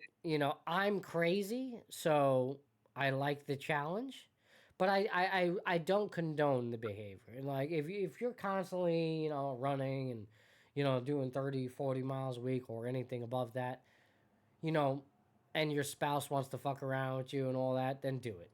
Cool. But like truthfully, I'm not doing it for clicks and likes and shit like that. Like we're just crazy. I'm just a crazy person. So I like that kind of shit. Like that shit. Like when she told me, yeah, I fooled around. I was like, oh fuck, I gotta do it. But an hour later, I was like, yeah, let's do this shit. I'm ready to go. Like this is what I'm about. Right, it's your ego. No, and that's just who I am. I just, I like the challenge of it, whatever, but I don't condone it. Like I don't really. It's actually irresponsible. because a marathon is crazy. Anything, even 3 miles, 6 miles, whatever it is, to run that type of distance is insane. We normalize it now in society because running's gotten so big, but to run a mile is like a lot, bro. To run 26 miles is absurd.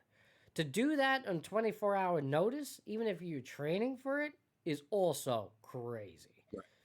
To do anything above that, you're out of your mind. So the fact that she potentially might schedule a 50-mile race for me and give me 48 hours notice, that is super irresponsible.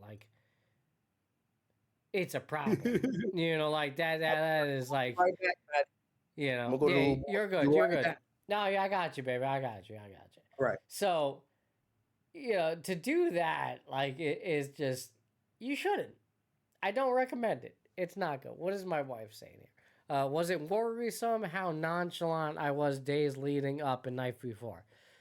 It wasn't worrisome. I mean, you played your cards.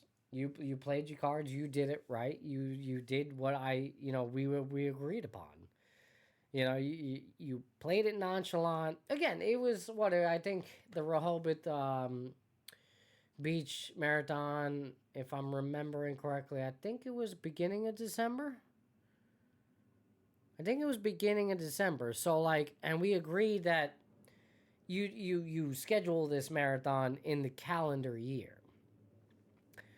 So obviously I had enough time to I was weighing down the weeks. I was like, all right, there's only so much weeks in the year, there's only so much time to prepare, so clearly it's going to be in this last month, so I knew it's coming soon.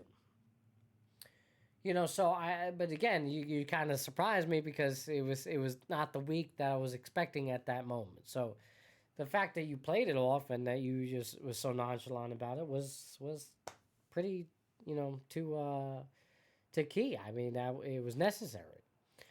But again, anybody out there that is listening to this and oh, that's a cool idea. No, don't do it. Just don't do it. It's not responsible. It's very irresponsible to run those types of distances on short notice. I don't care if you're training or not. I'm not doing it. It's just stupid. It really is. That's just it. That's in a nutshell. I'm glad that we actually had this conversation. To be honest, though, if you have it in you and you're capable of it, of a 26, you can be able to get up and do it in 24 hours. It's just preparing. Bro, the fact that you and me say that shit, we can't normalize that. That's a problem. Because Dorothy's man, if I gotta run 26 miles tomorrow, Kevin can do it. No, but Kevin can do it. Yes, bro. But you're right. If you do that shit, but even then, if you told Dorothy to go run 26 miles, she would quite literally die. She's not a fucking runner like that. No, but that's what I mean, though. I just need to put out that disclaimer because runners, they can do that shit probably. Not all the runners, but yes. Mentally would screw with me. No, you've done it before, my man. I did it. I have gotten up one day and just started running. I was going to run 16. Yeah, you fucking Forrest Gumped it one day and just ran 26 miles. 13 and then turned to 26. I'll never forget that, by the way. And I looked at those stats, absurd. But yeah, that's nuts. Nuts, bro. My motivation was insane. And no, I do remember. If you want to tell the people, yeah. But I mean, shit. I was just I think it was the day. It was the anniversary of my friend getting killed. One of my friend Bot's getting killed. Yes. It was 13th of April. I think it was 2021. Bobby was killed in 2018, but I just was in my feelings. I had just moved down here, and I had missed his little memorial he used to have his mama have for him in Jersey, and I didn't make it. So I just was like, yo, I'm going. And then I was gonna run 13 miles for the son of a bitch, and then because he left us on the 13th. So I said, fuck that. And it just went the whole way. Yeah, fuck that. Let me just go run, 26 points. Yeah, and I was like, yo, that guy, I can do this. I'm going to do it. And he was rocking with me. So that's why I did it. And like I said, the motivation, that's everything now. Someone was telling me that you could lift a car if, to get someone who was stuck underneath it, if it was that, you can get enough strength and, adrenaline. You know, if someone you loved was under the car. And I was like, that's ridiculous. And I thought about it. I said, why not? There's like, you go up one time. That first try, you might be able to pull it up and get them out. Your back might snap in half, but you were motivated to do it. And I was like, you know what? They're like, that's happened. Like, all right. But yeah. Sorry, I What was. you got, Matty? No, I'm sorry. I was texting Gino real quick. I want to see if he's available. I'll see get him in on this Friday night Epis, baby. The New York Knicks, 136 to 96 over the Jaden Ivey-less Bulls. The Jaden Ivey-less Bulls. Jaden Ivey. Did he even play for them? I'm sure he did. Remember, he was a Piston originally. They sent him to Chicago for a bag of chips. Yeah, bag of chips. And he's 5 pick in the draft. Mr. OG Anunoby, 31 points, 31 minutes tonight, 9 for 15. 7 for 10 from downtown, bro. All of a sudden, Steph Curry for OG. What the hell? This guy was hot tonight, bro. Jalen Brunson, 17 points, 6 for 13. Jalen, I don't know. I don't even know where to go with the Knicks. Really, honestly, like those 40 I want to talk about Tiger and the whole situation a little bit. I know we touched on it last episode, but what are you gonna say? I think we could. Let me take a bite of my cheeseburger. Let me just feel. We could save the Knicks. Go ahead. We could save the Knicks. You can listen. I'll talk. We could save the Knicks for later. If you want, I rather would. I want to give them a lot of time, and I don't, I want to give them a good segment because we're getting into the playoff run soon. We'll probably have a show or two. But, next thing you know, boom, playoffs going to be here. We got a couple of games left as we look at the Eastern Conference standings and the emergence of the Philadelphia 76ers going into the top 6, along with the Atlanta Hawks. Toronto's falling out. They're in the 7 hole. They're in the play-in now. Charlotte has risen. They're in the 8 hole play-in. Orlando, my adopted team, they're number 9. They've struggled. They won tonight, but they've lost games they haven't supposed. They needed to win, like against Atlanta. They lost to Magic City Hawks. And then the Heat close out at 10. But no, the Magic City Hawks have been phenomenal, bro. They're the 5 seed. They're 45-33, Matty B. They've won 8 out of their last 10, 17 out of their last 20. That's ridiculous. They're playing great basketball. What can I say? They're in the 5 hole. They're a game and a half above the Sixers, who've also played well after getting Joel Embiid back. Obviously, they saved him all year for just now, for this moment, like Giancarlo Stanton-esque. The Raptors, 42-34, 7 hole. The Hornets emerging. That Hornets Pistons, we're going to see how the play-in plays out. I know down here, over there at the Kia Center, we're worried about those Magic boys. The way they're playing here down the stretch, as Matty pounds that burger.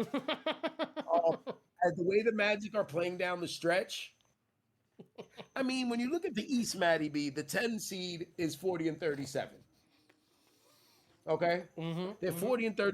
So it's a lot of parity. They're 40-37, and the 5 seed is 45-33. So between 5 and 10, it's 5 games. Of course, we only have about 5 left, but there's a lot of jockeying for position in between those 2 spots. Toronto and Philly and Charlotte, they're all within a game of each other, 6 through 8. So Charlotte can actually have aspirations of not even being in the play-in and going after the Knicks in the 6 hole. They're only a game and a half out of there. Atlanta looks like they're locking in with Cleveland for the first round, 4-5. They've really played good basketball. Like I said, I don't even know who the hell they got. They made a Kuminga deal for Porzingis. They traded Trae Young. They've got C.J. McCollum. It's like he's 6 years ago. He's playing excellent. What's the kid's name? What's Shai's cousin's name? Mikal Alexander Walker Alexander, right? I had no idea it was his cousin. I'm not gonna lie. Yeah, they're cousins. Oh shit. Like Shea Gilgeous-Alexander and Walker Alexander are cousins. Yeah. Okay. He's averaging 21 a night. He's having a career year. Remember, he came from Minnesota. He was a free agent. He got a big contract, and he's been producing for them. But other than that, there's a bunch of guys. I don't really know a lot of these players. I've seen them twice this year. They got a kid named Daniels, a 6'8" swingman, very versatile. He's about 23. I just seen his numbers, and they're pretty good. I haven't seen him play, guys. I ain't gonna act like I have. But the Hawks are here. It's crazy that Out you west. say that the Hawks are here. Like, I mean, like, what do you mean by that? Like, They're in the 4-5 hole. They really have a chance to, like, make the Eastern No, I Conference say it final? in the sense that who saw them coming, and they're going to be in a 4-5 matchup. No, you're They're not- right. I mean, but are they a they're not real in the 4-5? play. That's what I mean. Yeah, I mean, what is real? They're there. They beat everyone they're supposed to beat. I know. I mean, I think they're Cleveland will beat. figuratively, Cleveland like, should they're beat them. there. Yeah, But Cleveland should beat them. Cleveland should beat them. Cleveland Right. should beat them. No that's doubt. what I mean. Like, how much of a threat are they really when it comes to the playoff game? Honestly, I still Yeah. think the Sixers are more of a threat, and they're locked in to play the Knicks right now. Yeah. Again. But, I feel like that's a good spot for the Knicks. I do. I don't know. We haven't played against Embiid like that. They never show us him. Yeah. No, but they had history with him before. You I what I'm know. saying? Yeah. That was 2 seasons ago. We eliminated them, I believe, Yes. But, I in mean, that nice series. this team... this Knicks The team more the is, Knicks, I mean, the Knicks are funny, bro. Like, I was talking to my buddy Mike, and I was gonna try to get Mike on the show, Mike DePanis, and he's a big Knicks fan. And he was saying a lot of the stuff I was saying we were talking about. I don't want to get into it because I want to talk about it later. But the Knicks have something going on off the court that is affecting them on the. And I think a lot of it has to do with Josh and Jalen and Towns and the way Towns is treated. Right. With that And the being said, relationship. they're still 50-28, and The Knicks have a great roster. yeah, they were just as good record-wise as they were with Tibbs last year. So, you know, And they're going to win more games this year then. they might. What was the number total they have last more year? games left. What was the total last 51, year? 50 or 52, I think. Let's check. Hold on. They got 50 right now. They won 52 last year. I think I kept remembering saying they won 52 games. I feel like that's the number. I think they went 52 and 30. 51. So yeah, theoretically So they should, but that's not a guarantee. It's not a guarantee. I mean, the Knicks, I think Cat has digressed. Who they have the rest And of that- the way? Let's see. And Probably they the already Wizards, isn't it? clinched, right? They already clinched, so let's see who they got schedule wise. I got it. You got the Hawks at Atlanta, then they got 3 home games. Yeah.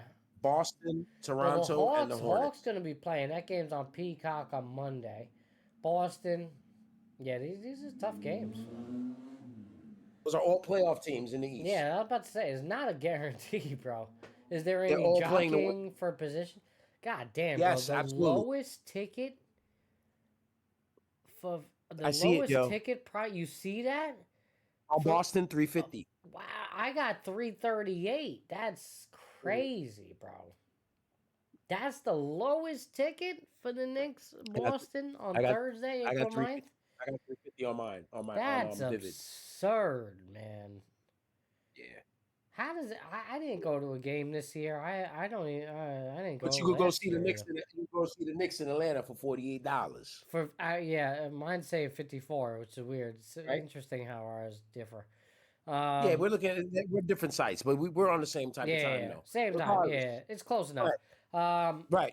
But you're right though. Knicks at You gotta go on the Atlanta. road to see the Knicks with the plane tickets You have to. and the game. You still probably It's saving still money. cheaper. I mean, $338 to go see Boston at the Garden. Now, don't get me wrong.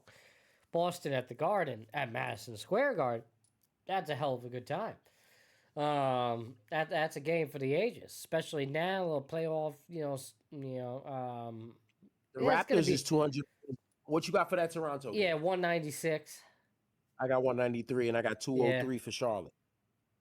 That's a 198. I'm off the ESPN website, so again, I'm not looking at like a direct You know, Me neither. I'm on Yahoo. This how market. Yahoo got. Yeah. Yahoo has their So it's close enough. It's their probably affiliate. has something to do with Have their own taxes or affiliate. fees, something like that. It's more or less the same. ESPN's using DraftKings, and That's Yahoo crazy, probably though. uses the other one. But to go back to our point, like that's those are some tough games to finish out. It's not necessarily a guarantee they get the better record. Teams. You know, wow, man, look at this. I just want to show you guys real quick what I'm looking at. That's the list of prices that are available for this Boston Knicks game. If you want to sit in the 100 sections, good luck. You're basically spending the cheapest I could find. 113. No, 615. Section 113, yeah. Yeah, section 113, yeah, $615. Wow. That's a lot, man. Is that the bridge right up there, the blue? The blue, yes. The 300s. Standing room, right? That's standing, right? No, you get a seat. But that's $465. Where do you stand at? Isn't there standing room in the Garden? Not really. Orlando got it. Yeah, they don't have standing room in the Garden.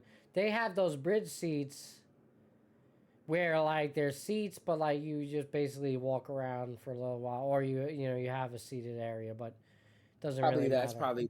That sounds like pretty much it. $393 is what I'm looking at in terms of cheapest. That's sitting in section 420 is terrible seating. Terrible seating. Look at that view. Oh, can't see it there. Hold on. Jeez. I don't know if We're gonna get to the next one. You got a little view there. That's all the way out there, man. That's a lot of money. I'm sorry. Yeah. Mm-hmm. We could spend more time on the Knicks. That's fine. But we want to get into the whole Tiger stuff because that just been crazy news overall. Mm-hmm. But listen, 4 games left. A lot of question marks, but more or less the same for the Knicks. Like as last year, outside of the speculation over Tibbs, whether or not that he would run this team into a ground. You don't have that same feeling with Mike Brown, but whether or not this team gels with Brown, and you got some feuds on the bench. Cat not really being utilized proper way. There's just a lot of question marks about this team. They're more of a playoff team, and they're built that way. I think they found themselves in the slot that we expected them to fall in, which is good. It was either that 2 or 3 seed. I think having if they finish off that way, which is seemingly looks that way, that's good. Consider the season is a success. What we really know at the end of the day is that they need to get to an Eastern Conference Finals, or even a Finals. Everybody's been saying the path to the Finals is there, it's there. Okay, it is. They have to show it. Detroit is that team. They have to prove it themselves. Boston's lurking, and then you have the not the underdogs, but the potential upsets. The Philadelphias of the world, the Clevelands, the Charlottes, all that. But the Knicks are up there, man. This is their time to shine. I still firmly believe that with all the question marks that are up there. It's whether or not they get it done. Do they have the team to do it? Sure, as hell they do. They can go up against anybody any given night. They've shown that. They've proven that. I don't know about OKC. They match up terribly with them. But the Spurs, they match up well with. Detroit, they do not. Decent. Detroit, they do not. They've proven that. But, Cunningham's not back, right? Not yet. Still a question mark with him. And that was what we were talking about. We even have that at least with Tatum, he went down in the playoffs last year. At Cunningham, if they get through the first round, he'll be back. He might come back before that. I'm sure he'll be back, but at what capacity? He'll probably be back for the first round. No, I think he'll be all right. The way at first, last time we spoke on it, I know there was more questions, but I've read some reports on it. They've been talking. They were comparing him to what player? Listen, a collapsed lung is a collapsed lung. I don't know. No, there was another player that recently with a collapsed lung. I don't know. And they were saying the severity of it is not as big as much as we thought or much as we might think. Hearing the diagnosis sounds serious always, but they said his severity is not high. It's not severe. Maybe not ongoing. So, Maybe it was a one-time occurrence for sure, but it's a collapsed lung. Listen, what it means is, he'll be back. What, and that's what I mean, because what I mean is, like, you're talking about his conditioning. Is he going to be ready or ramped up for playoff intensity at that point? I have no doubt. I have no doubt that he'll be healthy enough to play the games. Right. But will he be up to par? Because he's missed some time. That's a question mark. We don't know. He's a great player, one of the best in the league. So I'm with you. Expect him to show up when needed, but you never know. The Pistons have lost 2 games since he's been out, and both of them were in overtime. He's been out 10 games. They're 8-2 without him. Well, we know they're a damn good team. Right, it's a good basketball team. Period. Yeah. They've been together for a little while. They're growing together. I mean, here's a evaluation of him as per Brad Gale. Wait, I just want to also say this. Hold on. And this is a bit of breaking news. 4 hours ago, Luka Doncic out indefinitely due to a left hamstring injury. The regular season. He will miss the remainder of the regular season, and his status is uncertain beyond that. Yeah, big news. All right. Yep. Yeah, we didn't even get into the Western Conference. All right, we got the St. Louis Cardinals baseball.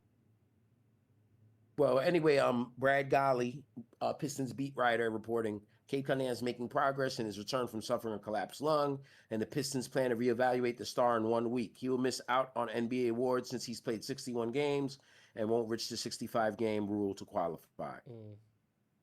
He had certainly earned consideration for NBA, All-NBA, and MVP, but that's not what's important. Yeah.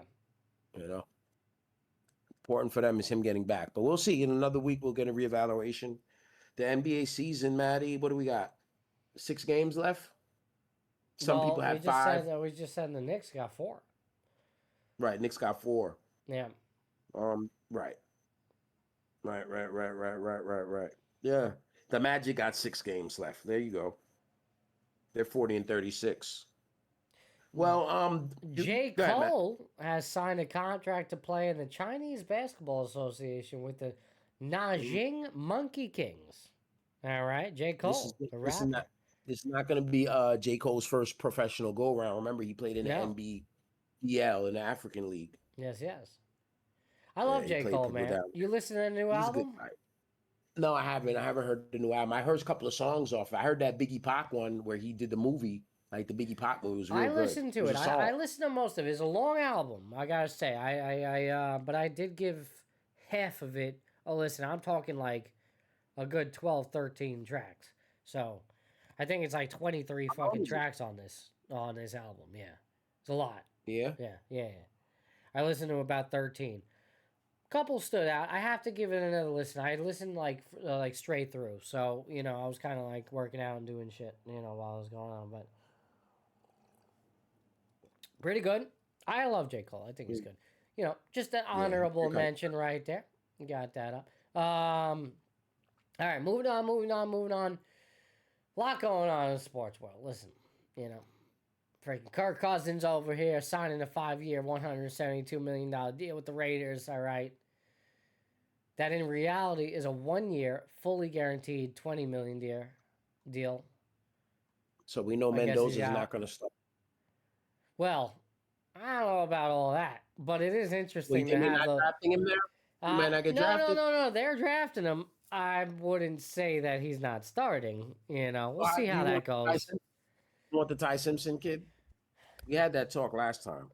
No. They're gonna what for the Jets?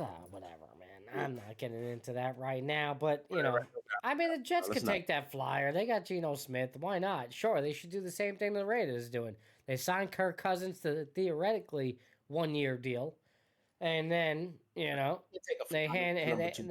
hand it over to Mendoza. The Jets can't take a flyer with the number 2 pick. They're not in any position to call it a flyer. This number 2 pick in the draft. It has to hit. It has to hit. So maybe not take the kid. Let's take one of those defensive players. They're guaranteed. Yeah.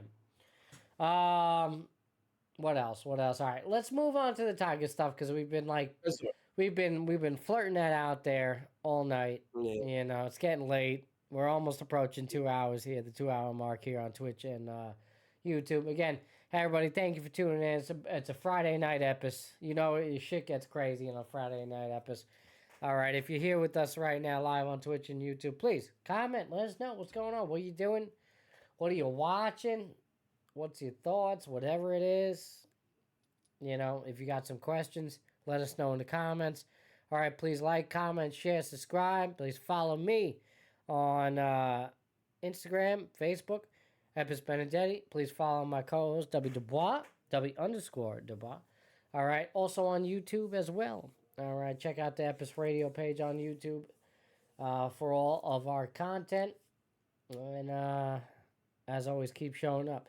Tiger Woods, you know, we talked about it on the last episode 66, just, you know, and right after that episode, we got this body cam footage that released, and just devastating stuff. We talk about the mental health aspect with Jaden Ivey, and you're really starting to see it with Tiger here. You have so much sympathy for Tiger, man. It's unbelievable. Well, I know I was giving Jaden the grace. I don't have that much sympathy for Tiger. I don't want to give him the same grace. It's just sad to see such a superstar fall to this type of low. I don't have sympathy. Don't get it wrong, Dub. Because I look at it like this guy should be behind bars right now. I really do. No, you can still want him behind bars and have sympathy for him. You can do both. Right. Okay. All right. I appreciate that. Because I agree. I kind of there's that weird spectrum of things. And that's you could be like, damn, bro, you have to go to jail, bro. I'm sorry, bro. No, like exactly, for sure. And that's how I feel because I hate to see it. Again, I was a big Tiger fan growing up. Loved him. Loved him. And maybe he's part of the reason as to why I got it. I actually like golf. I love playing golf now. And I have such an appreciation for the sport because I understand how freaking hard it is. And to see what he did, especially as a black athlete in that game, that was so predominantly white and still is. Dominantly. It's just a shame that, the one token black guy, the one that was the greatest of all time, here he is in his major downfall. And I'm not sugarcoating it. It's a major downfall. I don't know if he comes back from this. And we're about to show you the body cam footage shortly. What would you have to say, Dub?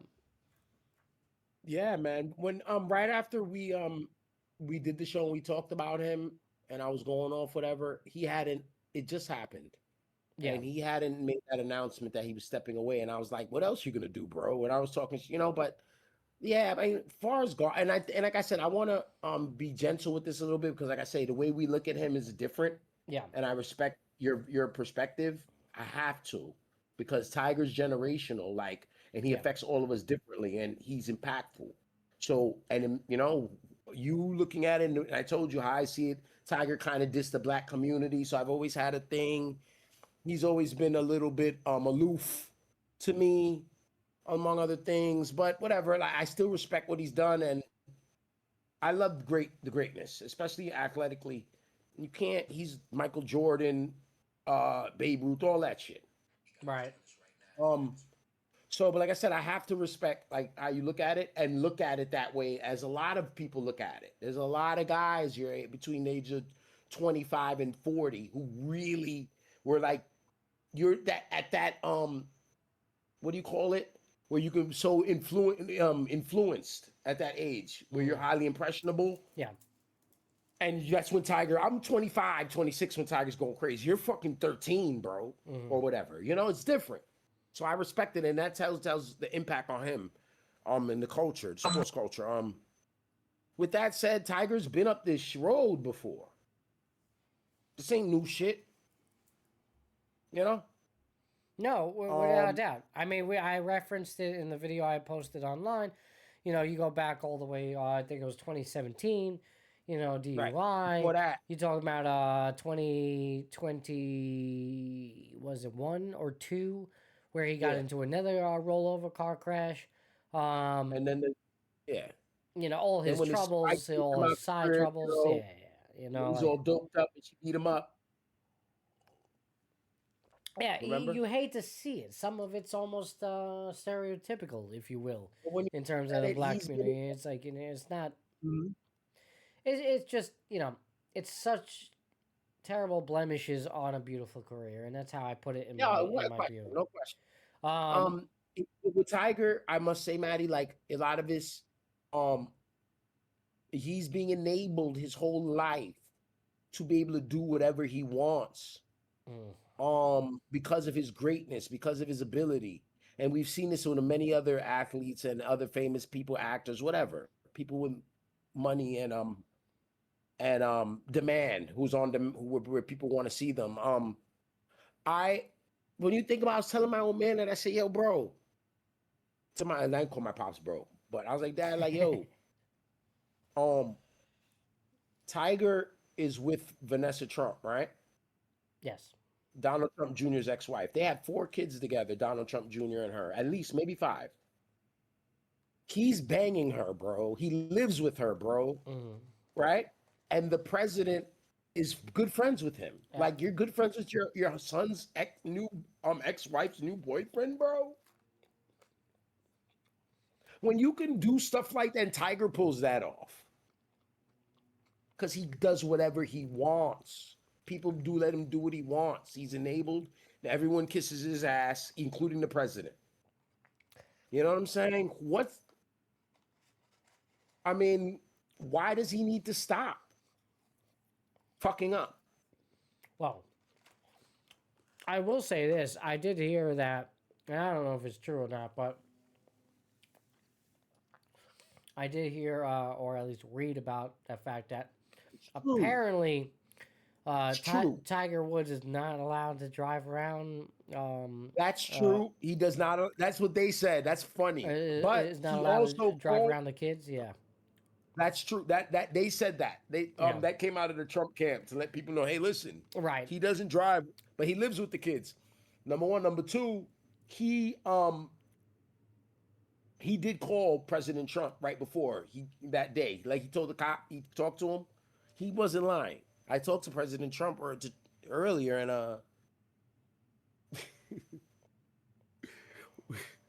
I am the man right now. Yeah. All right. Well, maybe this is a good moment to let's segue. So again, we spoke about in episode 66. Everything that we were hearing about at the time.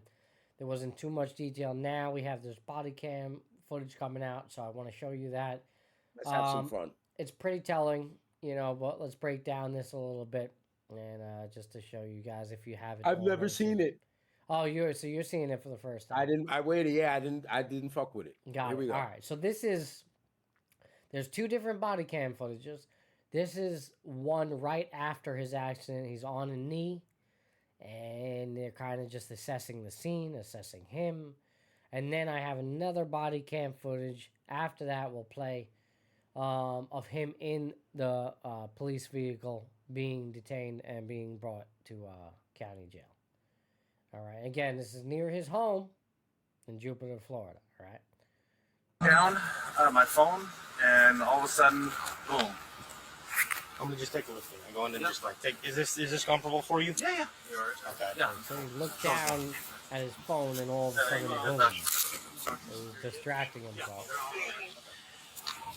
Why did you grab on your phone? I don't feel anything out of the asshole. We're still gonna have our medic come and check you out, all right? Yeah. You see the car, that's a close-up shot right there of the severity of the rollover. Look down my phone, and all of a sudden, boom. All right, so this clip is pretty short there. Is this comfortable for you? Yeah. I'm going to play one more time.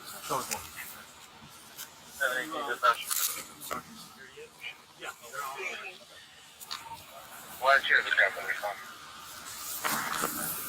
I don't feel anything out of the asshole. I do. I got the one of him in the car. And that's a little bit like he looks actually pretty composed there, like everything is good. I help. Gotta be more juices. But the one in the car is where it starts to become more telling because that's the one where you can literally see him sweating. You can literally see him visibly impaired. About to play that for you guys as well. Hold on. Yeah, this is the one. That was just like, okay, this is what, was the scene right after. But this is the one you could already see. All right, on the screen there, you can see his forehead sweat, and you see his eyes very baggy. He looks visibly impaired right there. Released body camera video shows the moments Tiger Woods was arrested. Deputies say the golfer showed signs of impairment after he clipped a truck while speeding and rolled his car over last week. Those are the allegations. And now we're seeing the moments police transported Woods in the back of a patrol car. ABC's Perry Russum is here with more. So, Perry, take us through this video and what it's showing. Yeah, so we are seeing this video for the first time. It was released by the Martin County Sheriff's Office. It shows the moments after the crash involving Tiger Woods. So take a look at your screen here. We see Tiger Woods in the back of a patrol car. His hands are cuffed behind him. It appears he is sweating profusely. That is from outside of the patrol car. So he is interacting with a sheriff's deputy there, appearing to do an impairment test of some kind following that sheriff's deputy's finger there going back and forth. While he was in the patrol car, he was sweating profusely, it appears. An officer asked Woods if he was cool in the back of the car. He responded, nope. It then appears air conditioning was adjusted to cool him down. This was all part of a larger records release. We are getting hours worth of video from the moments after the crash. During that ride, Woods had some questions for the officer, including how long the detainment process would be. There you see him in the back of the patrol car. The sheriff's office says on Friday, Woods was driving his Land Rover at a high rate of speed. He tried to pass a truck, but clipped a trailer the truck was pulling and flipped over. According to the probable cause affidavit, Woods says he was looking down at his phone, changing the radio station, and did not see the truck in front of him. According to that affidavit as well, 2 hydrocodone pills were found in Woods' pants pocket. That drug is used to treat severe chronic pain, and the side effects include dizziness and drowsiness. So let's take a listen to that video released by the sheriff's office. Thank you. It's about time. So at this time, I do believe your normal faculties are impaired, okay? And you're under the unknown substance, okay? So at this time, you're under arrest for DUI. Yes, sir. So nobody was injured in this crash. We know Woods took a breathalyzer test, which he passed. He refused to take a urine test. That is typically used to detect drugs and medication. His charges include driving under the influence. He has pleaded not guilty, Diane. Newly released by... There you go. So, again, you could see it. Dub, you and I have some experience around some substance abusers. That looks like...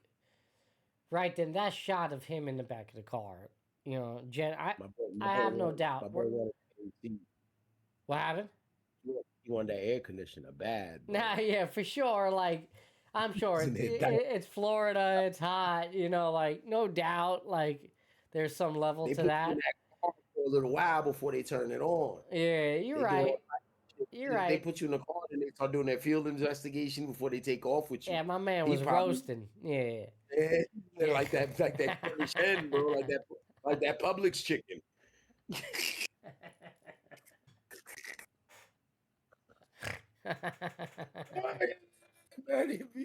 He was good when he was outside. Probably a little breeze out there, right?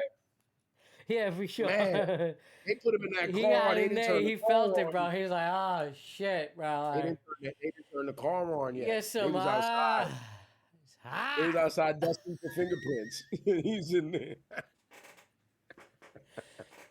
Oh, like the Publix chicken. He said, "Oh." Oh my God! He was in there. His forehead was so damn. You gotta. I've been hot like that before. I ain't gonna lie, I've been hot like that before, bro. He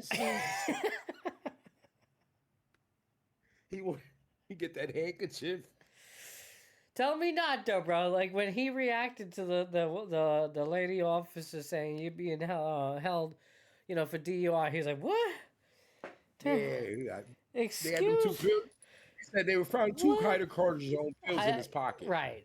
Yeah, but listen, and that's another thing, bro. If you have loose pills in your pocket, all right, loose pills just hanging. Bro. Listen, After He my already ate 2 of them. I listen. I love my father. God rest his soul. Right, passed away of liver cancer back in 07.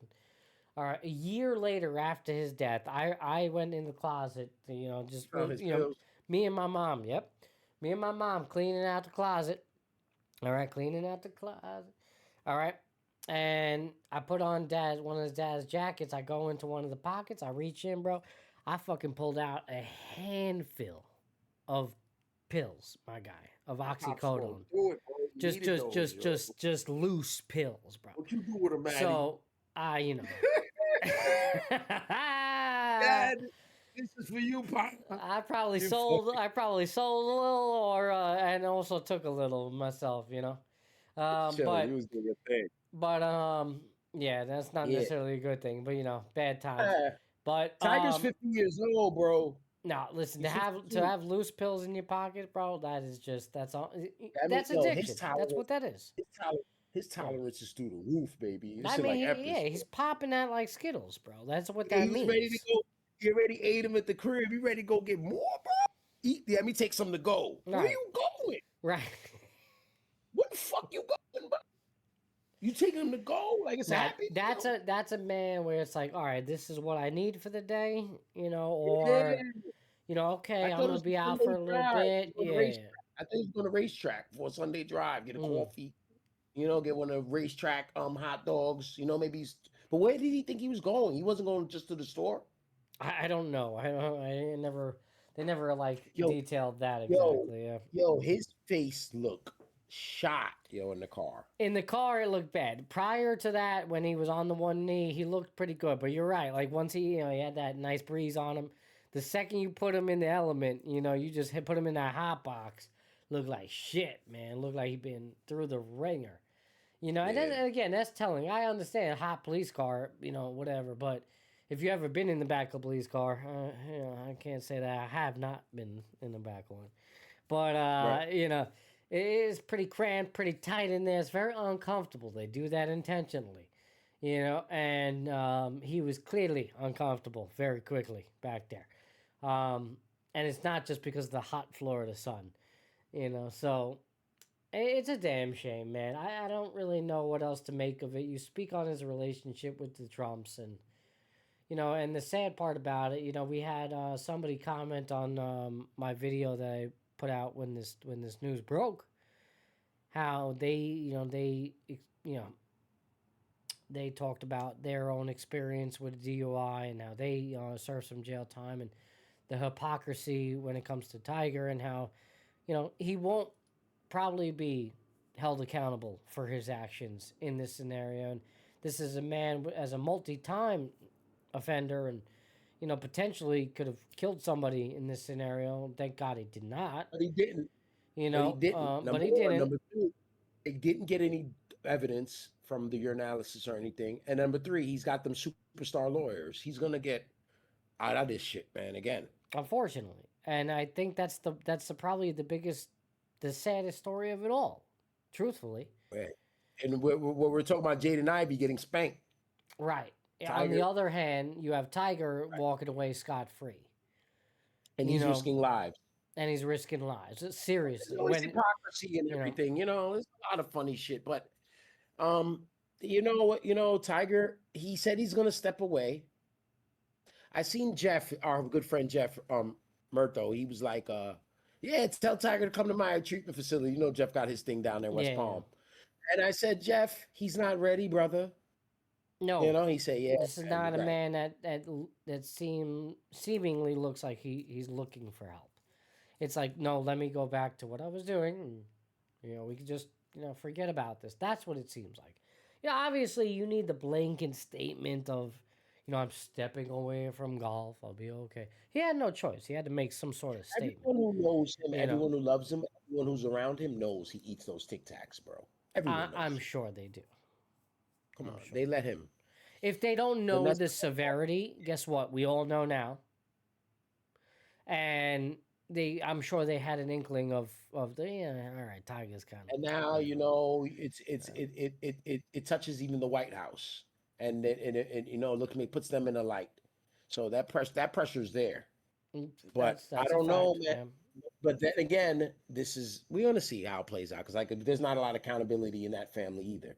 So. Yeah, man. Again, sad to see from one of the greatest golfers of all time. You hate to see it. You hate to see these downfall stories, and especially an athlete like him. I don't know where he comes back from this. I don't know if I even celebrate the man necessarily. Like, what I want to hear is that he gets the help he needs, that he checks into a rehab, that he gets clean. I know with his injuries and surgeries, all that, that's hard, for a person like that. I'm sure, like... Bro, he's been doing this for a while. It's not going to be easy, bro. No. He's so used to this lifestyle. For sure, I know, but I mean, at some point, bro, it's either you end up taking one too many pills one day, and that would be just terrible to see, or you become somebody that has kill somebody. Well, right, or you kill somebody and you do something more egregious, and that's the big worry, right? Just like with Jaden Ivey, we're talking about. The big worry is potentially suicide. He hurt himself, right? Unaliving himself, right? Or someone or snapping on other people. You don't know. Tiger, you brought up that great point of like, how many times you roll over a car in your life? I've never rolled over a car. You've never rolled over a car. If we happen to do so, I'm pretty damn sure it would be the last time. Right. Now, I don't know, Right. I guess, shit happens. I'm pretty sure. But I'm pretty damn sure. I think that would be a safe bet. The fact that this guy has done it not only once, but twice. And then rolled someone else's car over. Right. And all of that, lucky enough to get away with it, walk away scot-free for not only your own health, but potentially affecting anybody else's health is short of a miracle. And you would think like, oh man, second, third, lease on life. You don't see it that way. I don't. I think he's probably gonna lay low for a while. We'll hear the bullshit comeback story of, oh, Tiger, he's correct his ways. If he goes to rehab, he's going to be celebrated. He'll let us know. He'll let us know about it. Yeah. Do you really think that's gonna happen? Like he's gonna go to rehab. I could see him doing this like kind of BS, not BS, but like even I think the one that Jeff works at, he said it's like a come and go as you please type thing. He goes to rehab. 47 gonna put his business in the street. He went to rehab. Yeah, he's good now. Yeah, but it depends on what type of rehab, bro. Even if it's like a 30-day rehab, in which it's stationary, like you have to like stay within the confines of a facility. To me, that's not enough. That's not. No. But I could see that being enough for the public eye. And I could see that being, he did a rehab, saying Tiger's okay, he's all right. Right. No. But for what's going on with him, that's not enough. No, for me, 30 days, anybody can fucking do 30 days.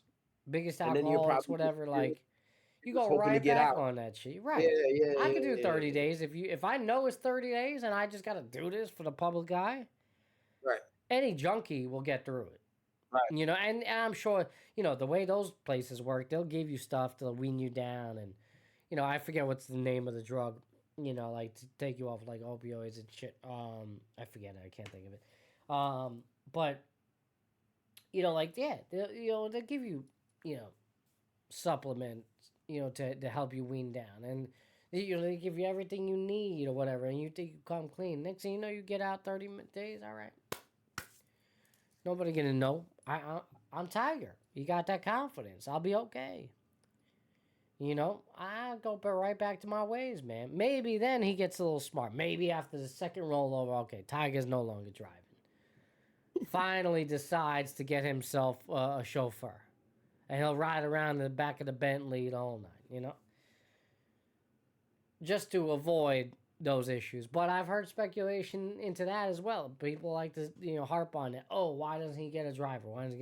Well, because he's probably doing some shady shit on the side in order to get all the prescription pills that he's acquiring because that's not. He's somebody who's not supposed to. He's not supposed to be getting them like that. Right. But he got the that's hookup. not always easy.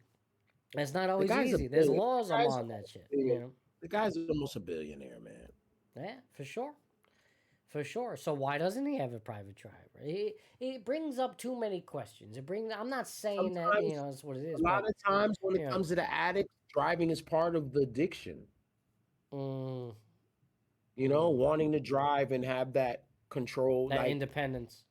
Yeah, that independence. That also could mean you're just being fucking shady, bro.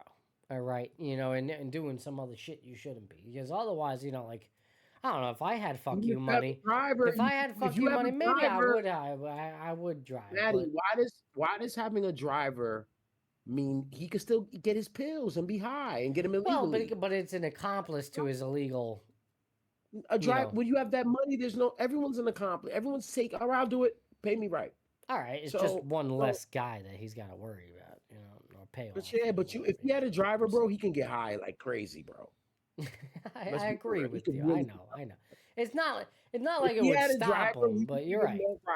It could just be his mental. It could just be his mental. It's just I don't know. He wants to drive. I want to get high and drive my car. It sounds crazy to us, but this is the mind of it's part of the addiction. Yeah, it probably helps. It's like a cigarette in the liquor. Yeah. My old man looked like he needed me or something. Well, he's calling you. Hey, he keeps walking. Hey, he need.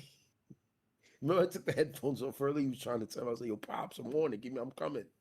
But yeah, I don't know. He's wrapping it up to my dad's, man. When I get over here, bro, I'm like 17 years old. Your dad's wrapping you up. He's like, "Let's go." It looks like it, yo. No bro. way. When I come over, he needs me though. He wants to tell me something. He needs me before he goes to bed. Yeah. And it looks like he wants to go to bed. That kind of thing. But go ahead though. Oh no, I was. That wasn't. Man, I wasn't insinuating anything. I'm telling you exactly what's happening. I wasn't trying to imply. Yeah, I gotta get out of it. I don't know what it means, but I'm just saying he's distracting me. Is he watching? Was he watching us? No, he woke past a couple of times. Not right. He was. You should have put the stream on. Yeah. Nah. He's like, yeah, nah. Live studio audience, bro. Oh yeah. I was just looking at some people are still commenting on those interviews down in Florida. Man, what a time! Yeah, I seen that the Ulysses. Yeah, I seen that. I have to. Yeah. That's my boy. Yeah, I have to come finish that edit and release the full episode of all the interviews on YouTube. Still haven't. Man, get me out of here. Get me out of here tonight, Matty B. Man, why is he tripping? What happened? My pops. I don't know. He wants to talk. Let me go see what he wants. All right. Yeah, I'll segue into something. Don't worry about it. I'll be back. I got you. Jesus Christ. Dubby's father. He's staying down in Port St. Lucie with his parents, giving him a hard time. He's streaming out back. He probably making too much noise.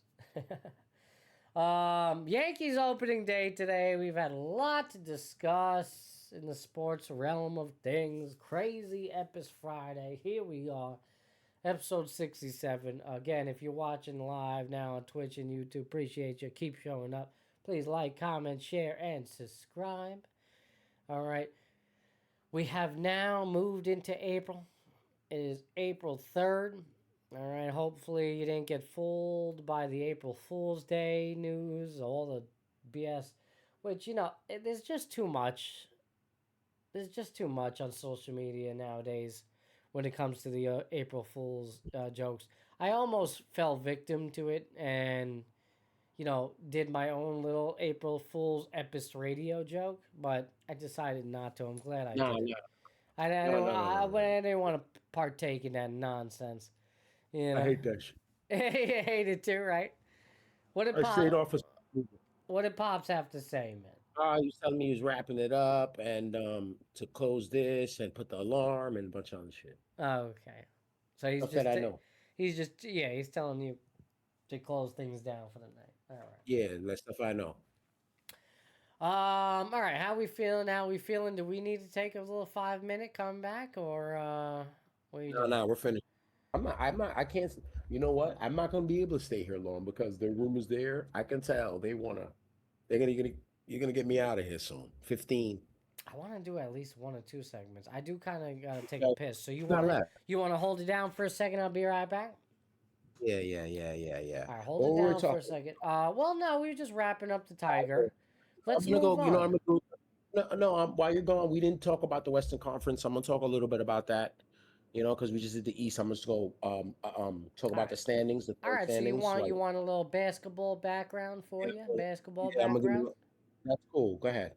All right, let me Do put a that. basketball background for you right there, right there. There you go. You can put the standings up there. Oh, you want that? You want the standings or just your face? What do you want? Yeah. Well, the Western Conference standings. All right, hold on. Or all of them. What do you want? If you get Western, it's good. But... Oh, well, if you want the whole NBA standings, what do you want, bro? Nah, Western Conference is fine. We did the East.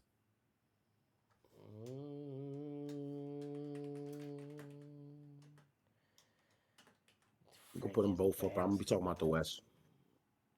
I won't be long. I'm just gonna go take a piss and refill my drink and all that. That's it. All right. Here is, as requested, the Western Conference standings for my co-host W. DeBlanc right here. I'll keep our videos on. All right. For tomorrow night, guys. The by the way, 50-27 Lakers without Luka Doncic for the remainder of the regular season. Obviously, the regular season coming to an end. But what does this mean for the playoffs going forward? W. DeBlanc will explain that. All right. I would. So, guys, the Lakers, 15-27. You want to start that off? Luka's out. They're in the 3 seed in the West. They got Houston right on their tails. Denver's on their tails. A game and a half a game out, both of them. So a lot of it is jockeying for position once again, just like the East. All of the teams in the West are set. The play-in is locked in too, it looks like, because the top 6 in the West is locked in. Oklahoma, San Antonio, the Lakers, Denver, Houston, Minnesota. Then you have the bottom 4, the play-in. And you're gonna have the Suns at 7.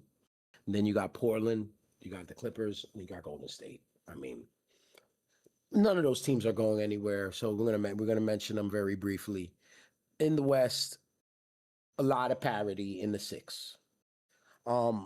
You've got superstar players everywhere. All 6 of those teams. You know, with Thunder, obviously the champs with Jaden and of course Shai Gilgeous-Alexander, Wemby and the guys in San Antonio. You got the big 3, the Luka, Reeves, and LeBron. The big Jokic. And then you got the Rockets. I mean, the West. People look at the West. They think the West that's where the champion's gonna come out of. Shit, I don't know. I mean, besides Oklahoma City, I think. I don't know, man. The Spurs are so good. It's going to be good. It's going to be interesting going in. The Spurs in Oklahoma City, clearly the cream of the crop at 61 wins and 59. So, we're going to see how that goes down. Shit. We got 4 games left, 5 games left. That's how it's going to happen. We'll see. But what else I wanted to touch on?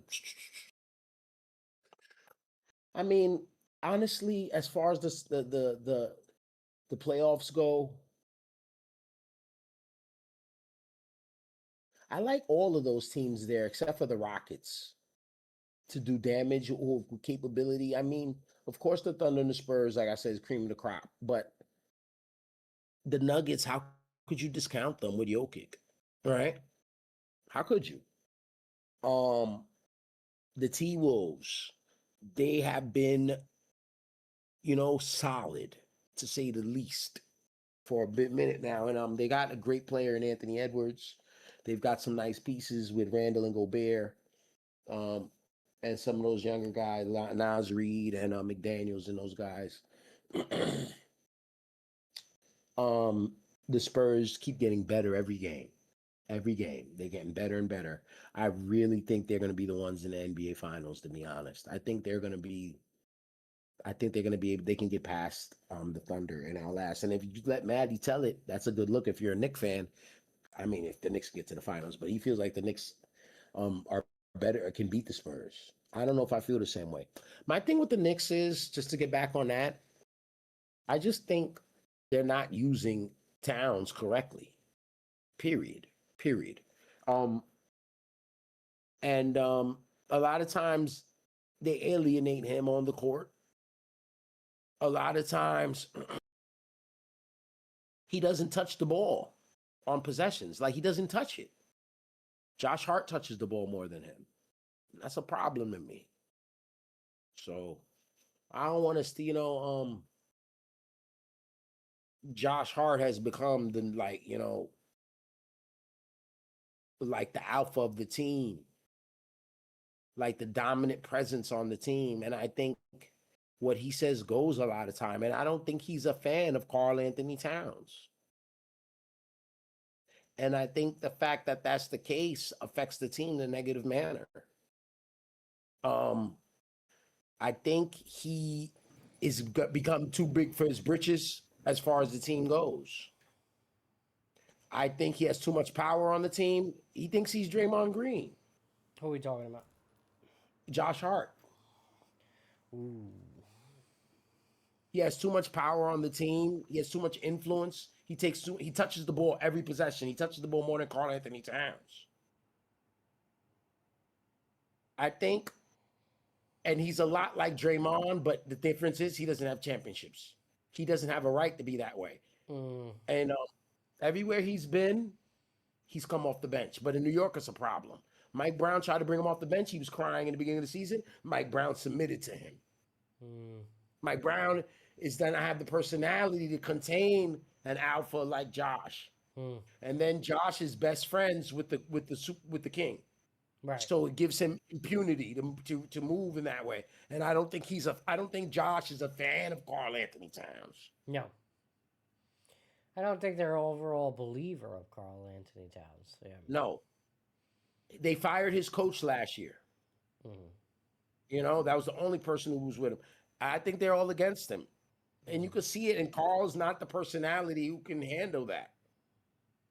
And he's not the kind of guy who's going to bitch about it, but you could see it. Yeah. He's wearing it. They don't like his ass. And it wasn't the same when you had Randall and Devo, because Randall and Devo's personalities were too much for Josh to take over the team. There's no one to push back on Josh. You had a big brute like Randall and Devo, gangsta ass. There's so much Josh can do. Those guys to push back. You had 3 alphas. Yeah. Those 3. He's traded and 2 of them. There was also more camaraderie between those two, right? For sure. You felt that. You felt that. Devo played ball with Josh in Villanova, but he tell you, and he's tell you when they were friends, he said, Josh is a bully. Yeah. And imagine a guy like DiVincenzo calling out a bully, because he gives you tough guy vibes. And he's telling you this guy's a bully. For sure, yeah. He slapped the shit out of me in college when he met me for no reason. Yeah. You feel me? He slapped the shit out of people. That's not the type of personality. Not built for that. Devo and them could deal with him, and Randall, all of them. Cat can't deal with that shit. As for I will say this: I don't think Cat's personality fits well with a lot of teams or a lot of egos. I mean, this guy's a super talent. He's a super talent, but he's a bit of a soft super talent. And but you have to coddle. You can't be mean to him. That's not gonna help.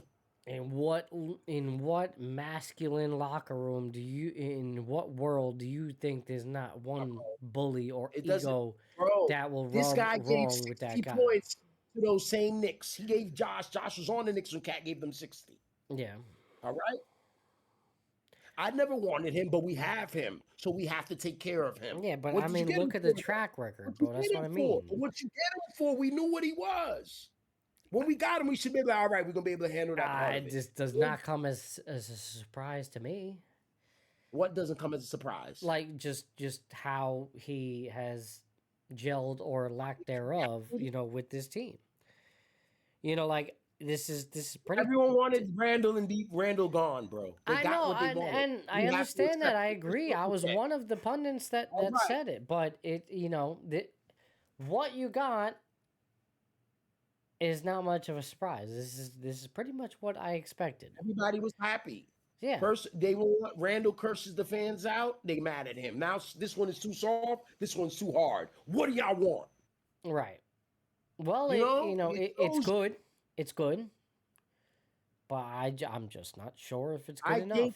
Bro, you can get a lot out of Karl-Anthony Towns, but you have to. It's like anyone. It's like children. You have children. You can't treat one of them. One of them can take tough love. The other one needs to be coddled. Carl does not need to be around a bully. Yeah. So do you think it's Brown's fault for not mitigating this issue? I don't think he has the capacity to deal with this. We've heard the rap on him. He's soft, coach. He's a player's coach. Well, then it would be his fault, right? Right, I guess, yeah. He can't. He's not going to be able to do it. You take a look at like a Phil Jackson in his prime, coaching the greats, Kobe and all that, dealing with those high egos, there was a guy that could do it, it just doesn't seem like Brown has a good hold on the situation, Josh has more say-so than him. Josh made him start him. Yeah. Do you remember that in the beginning of the season? I do. Yeah. No, I know. He should have been. He should be a 6-man. I think he'd be great fit coming off the bench and all that. Yeah, high energy. It's what you need. I don't think the way they've constructed this team is of the best. He's touching the ball like Draymond. It's like watch him at the top of the key. He's facilitating. And as good as Josh Hart is, he's no Draymond. Not that good, bro. Yeah, he's no Draymond. And then he doesn't shoot the ball well. Right. Which to think Draymond's he credit, brings a neither lot. did he, but yeah. Right. Yeah. I'd rather have Draymond than him. If he's going to do the same role. Yeah. That was a conversation in the offseason, man, was getting Draymond to the Knicks, but it didn't happen. Right, but you'd have to get rid of Josh. Yeah. It might have actually been something they needed. But Josh Hart has become a folklore almost to Knicks fans. He's so loved that a lot of this stuff goes unnoticed. Part of that's because of Brunson, though. Do you think Brunson the problem? Right. Yes. This goes back to the conversation I had with a friend of mine here on the show, Israel. His Knicks hot take was Tyrese Maxey over Jalen Brunson. And that is and it's something that's not going to happen, even if it sounded like it's completely hypothetical. Brunson is untouchable, and I don't agree that anyone but they love him. They treat Brunson like Curry and Josh like Draymond, but without the championships. Yeah, and you can't necessarily just, as much as I love Jalen Brunson, you're right. You can't necessarily give him that level of status because we haven't even gotten to the finals yet. Let me tell you. Let me show you something else. Finals, then maybe. I'm gonna give you another instance of that. Yeah. Besides the Bridges trade, which they got him because of Jalen, we know the Stephen A. rant. We're not even going to do that. We're going to go back a little bit more to the firing of Coach Thibodeau. Coach Thibodeau has been with Rick Brunson for years. Rick Brunson's been part of his staff. Mm-hmm. That's why he was coaching the Knicks. Rick Brunson was on the Knicks before Jalen got there. Yeah. Right? I mean, as coach, right? Yeah. When Thibodeau gets fired, his staff goes with him. All of them went with him. Who didn't go? Brunson. Right. That shows you the power of Jalen. And then he got the Mikal deal. That's why Devo was mad at them, because he was the odd man out. Again, they kind of had no choice. And you're right. It shows the power of Brunson, because you get rid of my dad, well, fuck you. I'm gone too. Right. Right. They really, and I never liked that too. I told you about that. With Josh too. I think Josh is in there too. It's a package deal, but you can't run an organization like that. All right, though, but I'm showing you the evidence, my friend. No, listen, you don't have to show me. You can show the rest of the people. I understand. I'm with you. It was not. Like that. It did not rub me well either. Where it's like, listen, as much as I love Brunson, I do. But I think the best thing would have probably getting rid of his father. You know, and almost to elevate his game. Players League, he would have been like, fuck you guys. My contract's coming up. Yeah. I took a pay cut, and then you fire my dad. Yeah. But now he's 32 or 31 or 30. We'll say he's 30. He's 30. Johnson's 30. He's gonna want that max deal that he hasn't gotten yet. Right. They would cut the deal on. So now he's going to look to get that money or to recoup that money because in his own mind, you know, he would think by this time they would either have won or elevated themselves to a championship integrity type team, which, you know, still remains to be seen. Now, one thing is... when Tebow was on the team, Josh was a better player. Yes. I think they were actually slightly a better team. It was just... I think Randall, they were. I think Tibbs was hurting them by not playing them deep enough. You know, and I always said that. Like, you know, like they say Randall don't shoot enough. They want him to shoot more. He's not shooting the ball enough. He's only taking 14 But it wasn't shots. only that. He had youth players on the bench that this guy was just reluctant to play. And ultimately it hurt their longevity in a long 82 season, you know. I trade I hated more. Tibbs, it was what it was. Right. But it is what it is with the trade. And that Karl-Anthony Towns is a phenomenal player, bro. We have to use him correctly. No doubt. We have to treat him correctly. He's an investment. You have to treat your investments right. Well, we haven't catered to him, and he even told us at the beginning of the year, he's like, "Well, I'm not sure where my role lies," and I don't think they ever resolved that. He is the one who should be asking his role, not Hart. Yeah, well, you are the super intangible. That's your role, fucker. Right. That's it. You're not the facilitator. The problem is they never. Alvarado. We got Brunson. We don't need you to be the facilitator. He's holding the ball at the top of the key, looking around like he's Draymond. Man, fuck, bro. Go rebound. Hit the ball. If only you had the assist capability, the vision that Draymond has. You know, because he's proven time after time that he can do that. But Hart gets those triple doubles from time to time. He's got the ball in his hand. He's just draining the shot clock. Pass to Jalen, get it back. Try to look around like he's fucking, like he's Scottie Pippen, bro. Bro, get out of here, bro. Yeah, so much for this fast-paced, you know, move the ball around offense that we were told at the beginning of the season that we were going to see. Just really did not pan out to be that way. Still very successful. Still productive at times. But they definitely have their hiccups along the way, you know? And then Bridges is so passive. Yeah. Again, nature of the beast, right? Nature of the beast, man. He's just not that type of guy. OG's operating in his own world. Like everything, he doesn't hear anything. It seems like he just operates in his own place. It's like, OG with the big night tonight against the Bulls, 7 for 10 for downtown, I believe. So he's been a phenomenal acquisition. Nah, he's been right. A lot of them have, but it's something not right. But again, we say all this and we speculate on this. And all that. Got Josh Hart. Let's be for real. We got Josh Hart for Cam Reddish. It was a steal. That's what I'm saying. And listen, again, what are we really arguing here? Because we're looking at a Knicks team, 58-28. All right. Was it 2.5? No. Game and a half up on the Cavaliers right now. They're not locked in. They're not locked in. They're a game and a half up on the Cavs. Right. Those last 4 games are tough. This is a very must-win last 4. Those are the last 4. Everyone's going to be trying to win those games. And again, they're locked into the top 4. You're right. Yeah. You're right about that. Unless something drastically goes wrong in the next 4 games.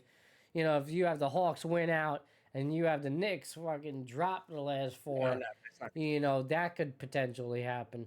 But, you know, yes, you're looking at a guaranteed top 4 in which, you know, you would hope they at least win maybe 2 of the next 4. And that would probably guarantee them a top 3.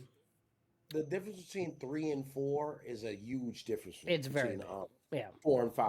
If you go to 4, you might as well be 5. You're just missing the home game. You're playing the same team. Yeah. You know what I'm saying? But you go from 3 to 4. That's huge. 4 to 5, whatever.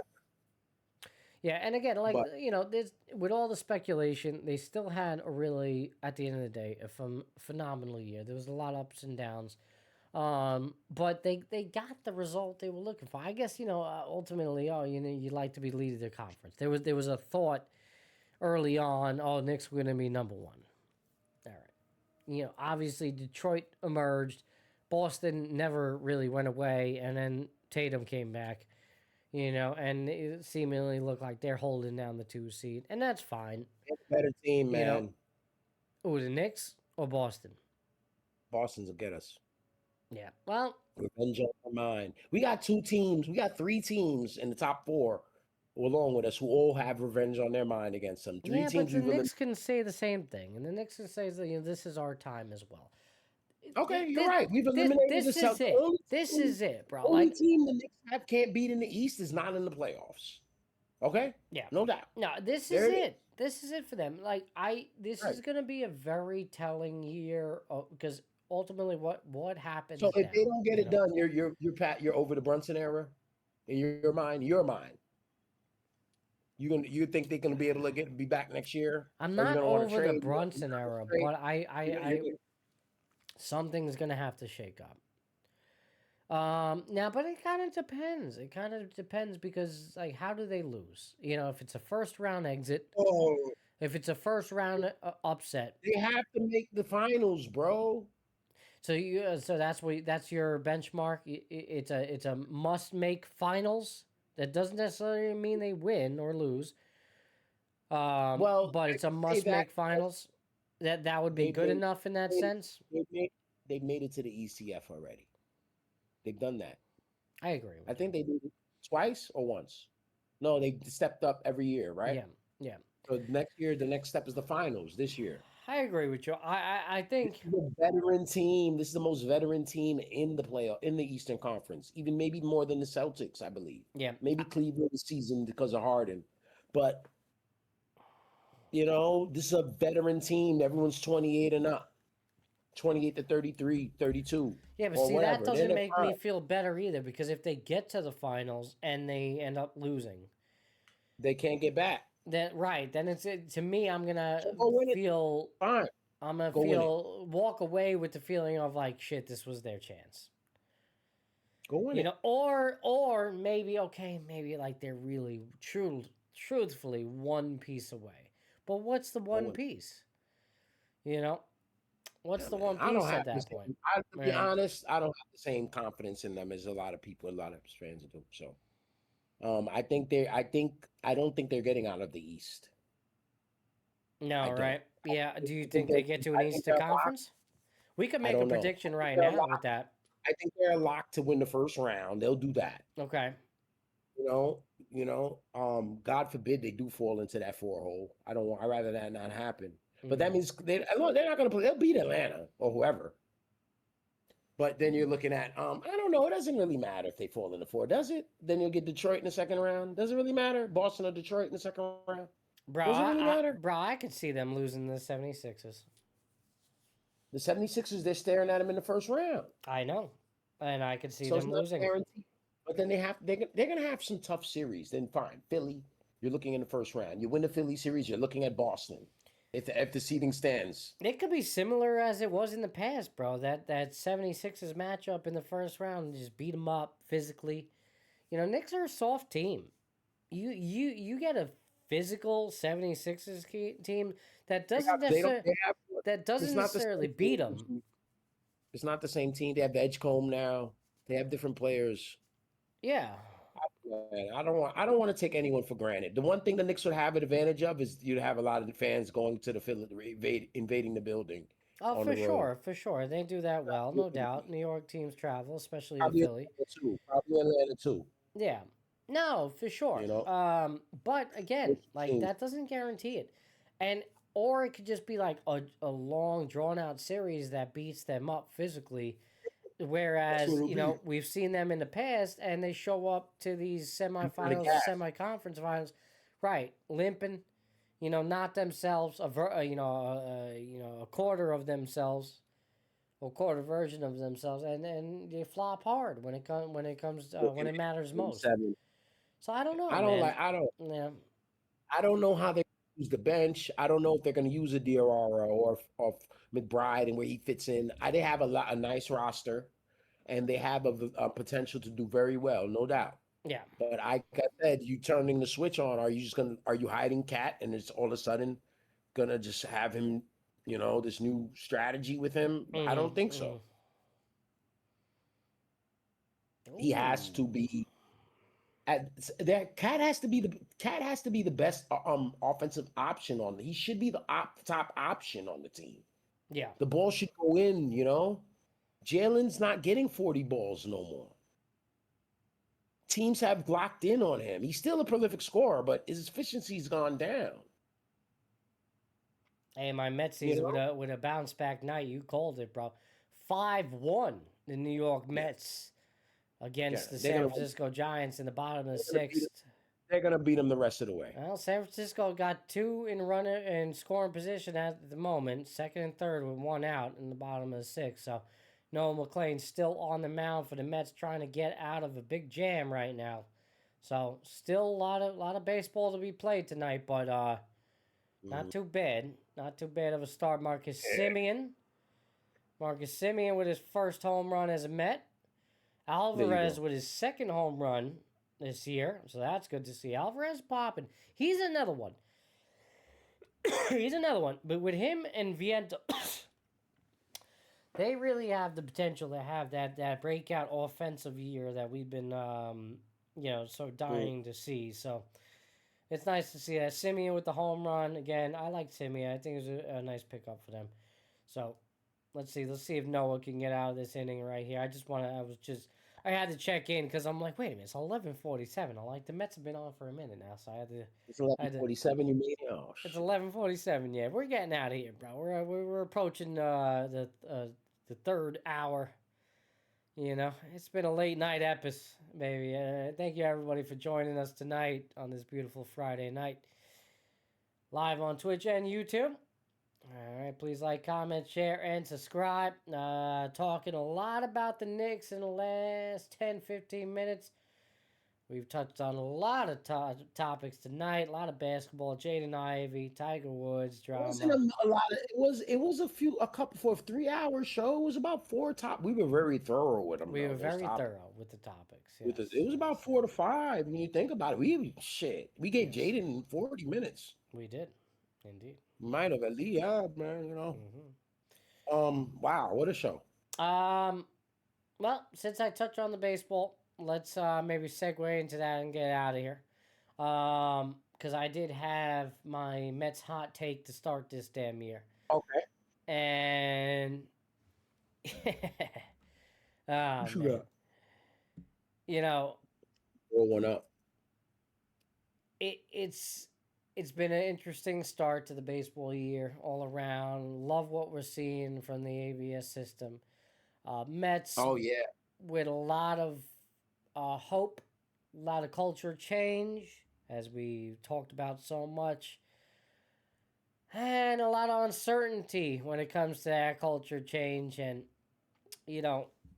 3-4 prior to today's game, they were statistically in last place with the 5-1 Marlins leading the way in first. Obviously, Marlins losing to the New York Yankees today in the Yankees home opener. But I'm already hearing from a lot of Mets fans that the sky is falling. The sky is falling. It's over. Albeit, a part of me does not like the fact that one of our superstars, Francisco Lindor, has fallen asleep in albeit a rain-delayed game in which they, didn't necessarily start on time, or there was a question whether or not they would even get this game in. So a little bit of delay, but you know what? That doesn't mean, excuses should be made. And you're a major league ball player, and you are a former Gold Glover shortstop, and you should be ready to go when necessary.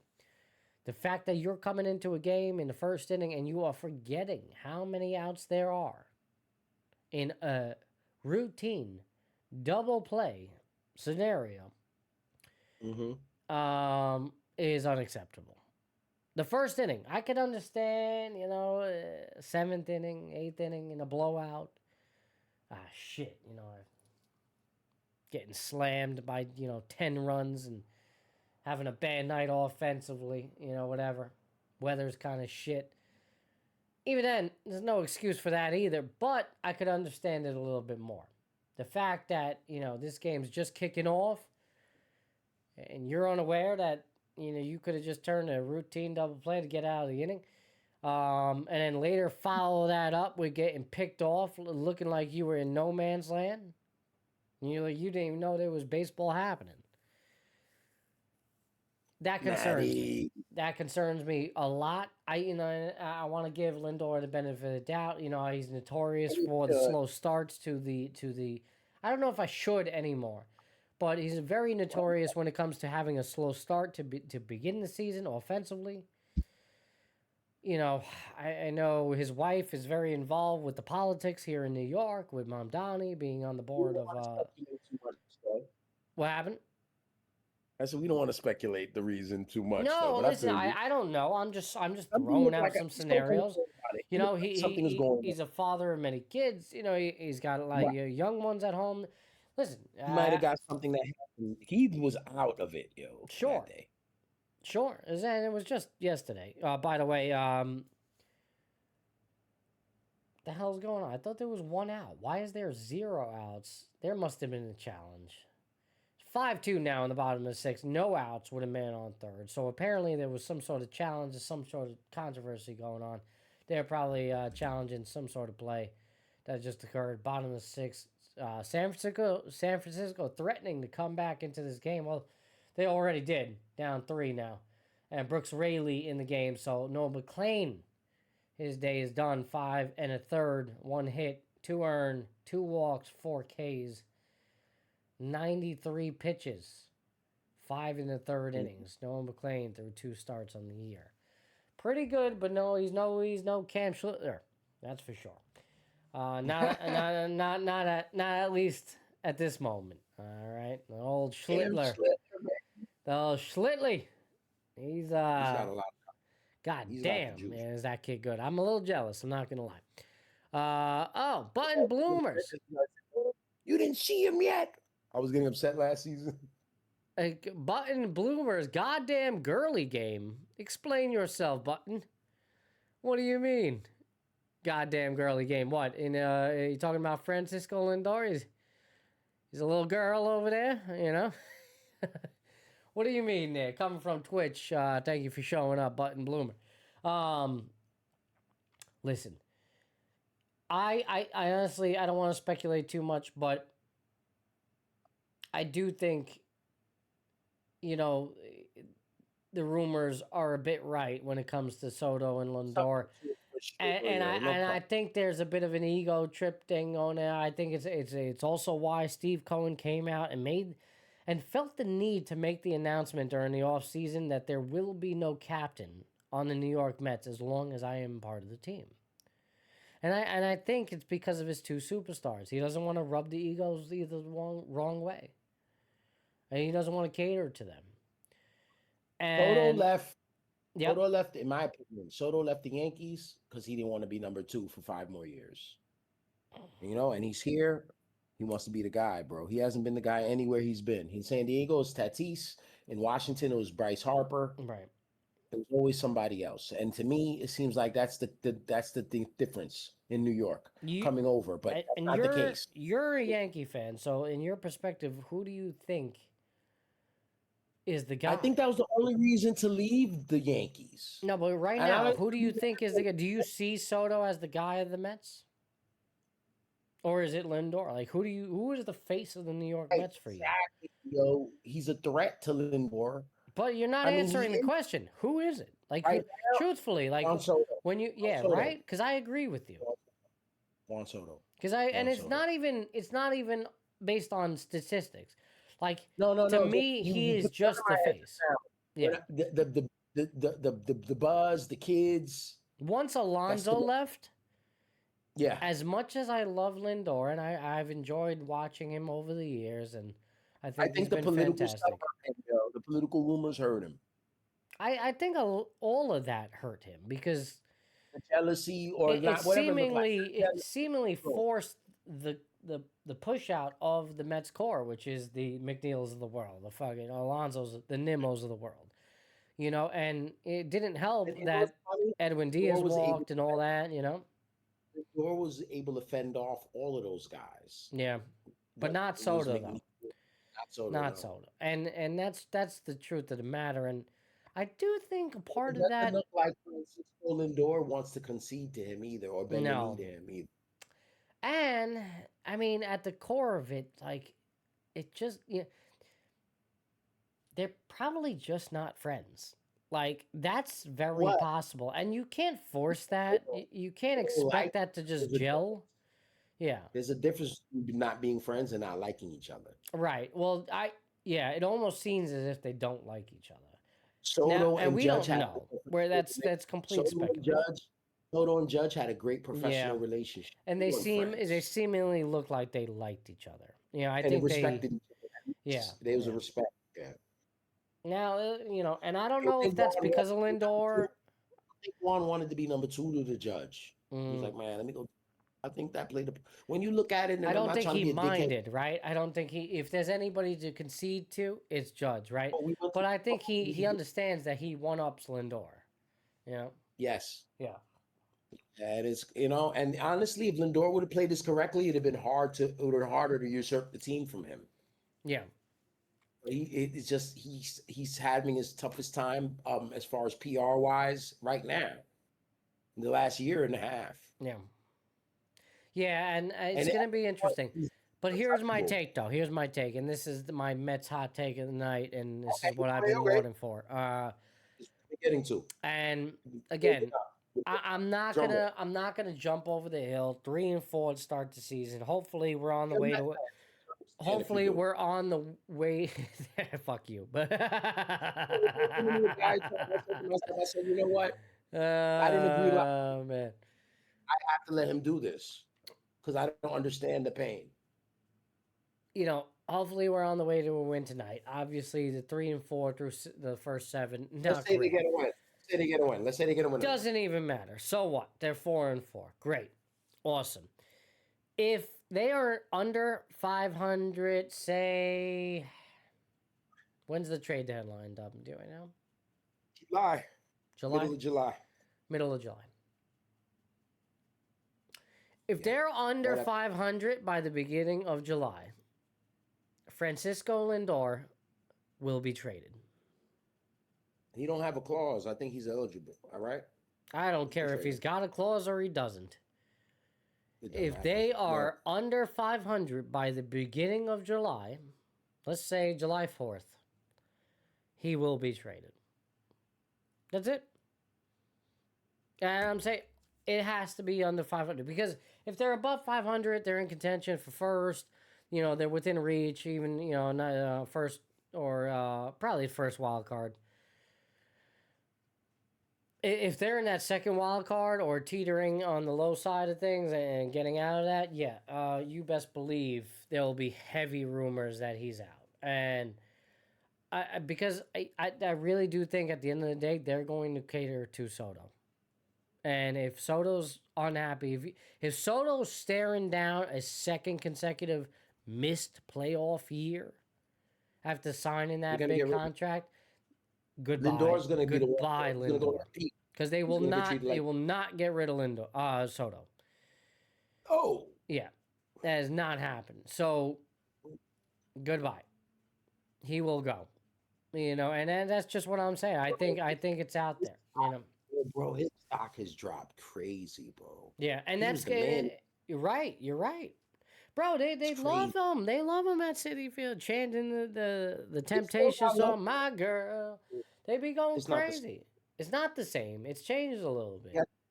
The second Soto arrived, it hasn't been the same. At the end of the day, you know, then they forget about Juan Soto. Forget about all that. You don't have to like him. How about you? Your game, how you look.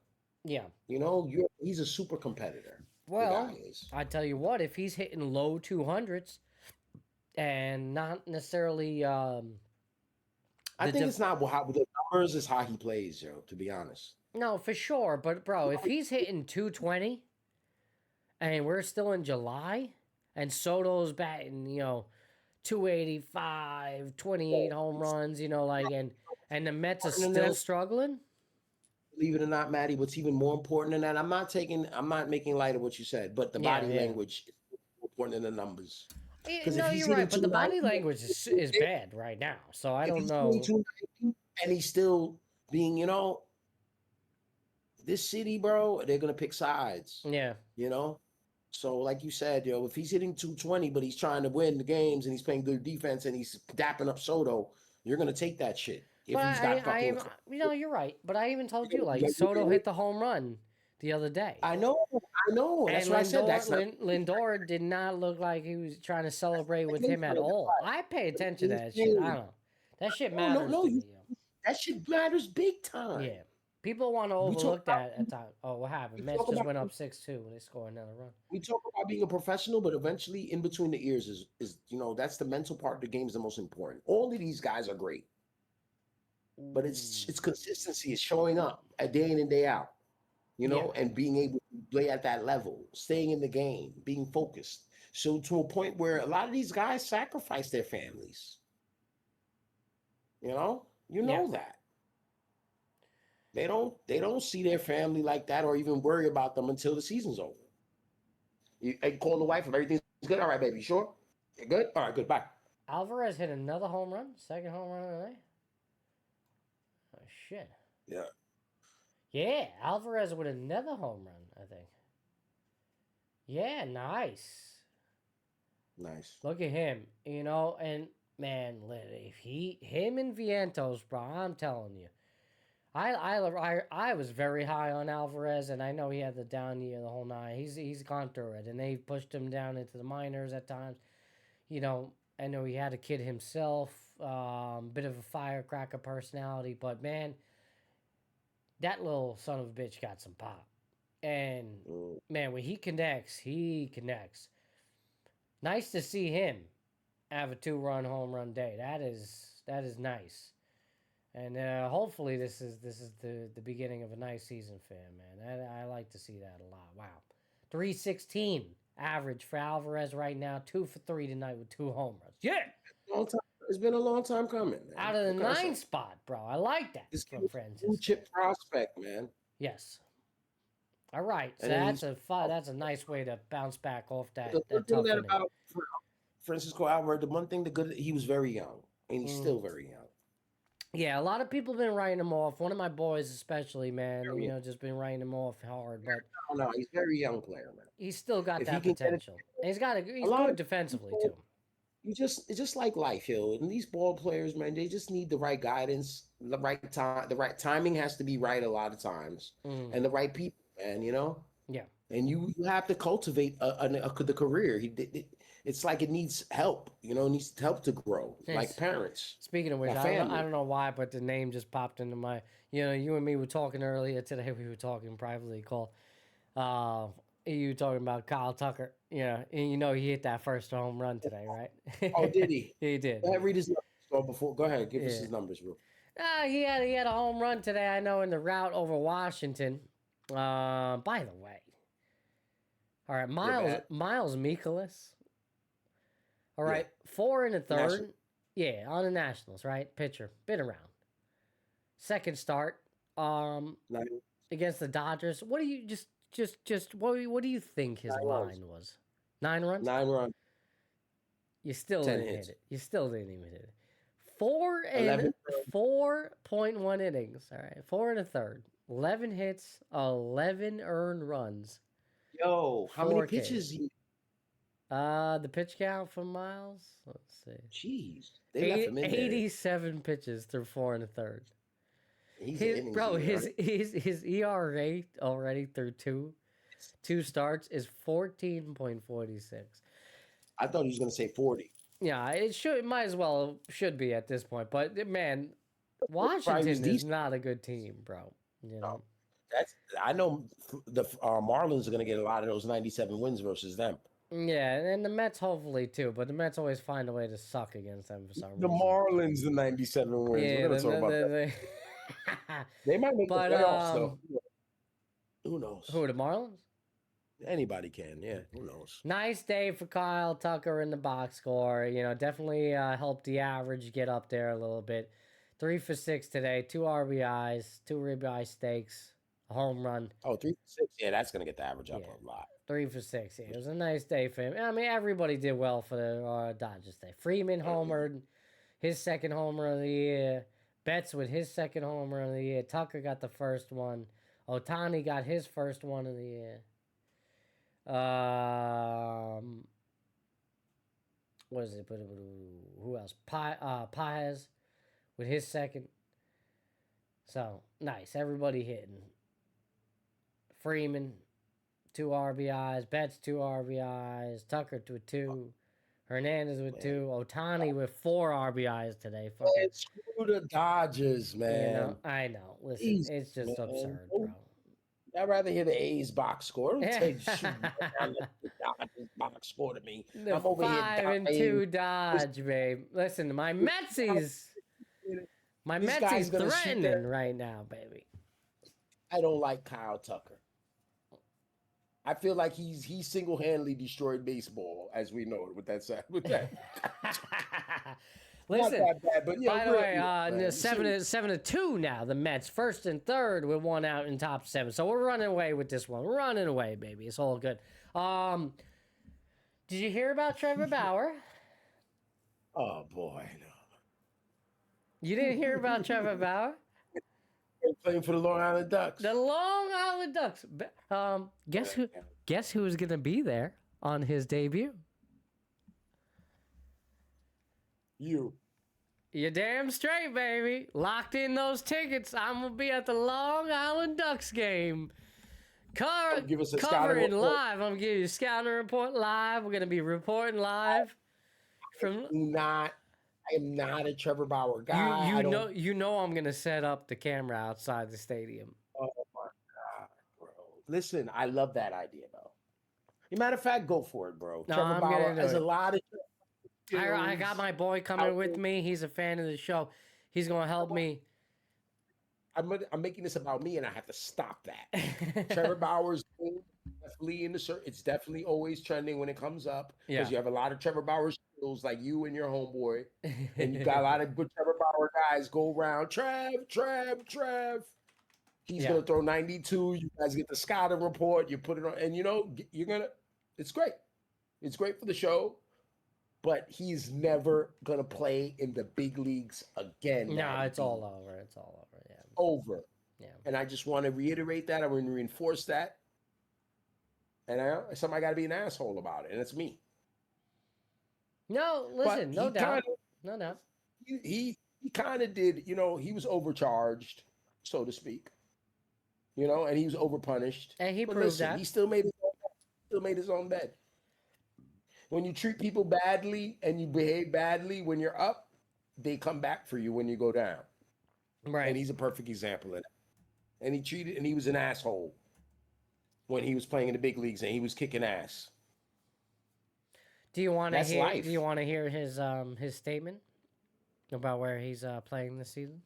I think you're going to tell us anyway, so let's do it. I mean, I don't have to, but do you? Yeah, let's hear it. Yes, let's hear it.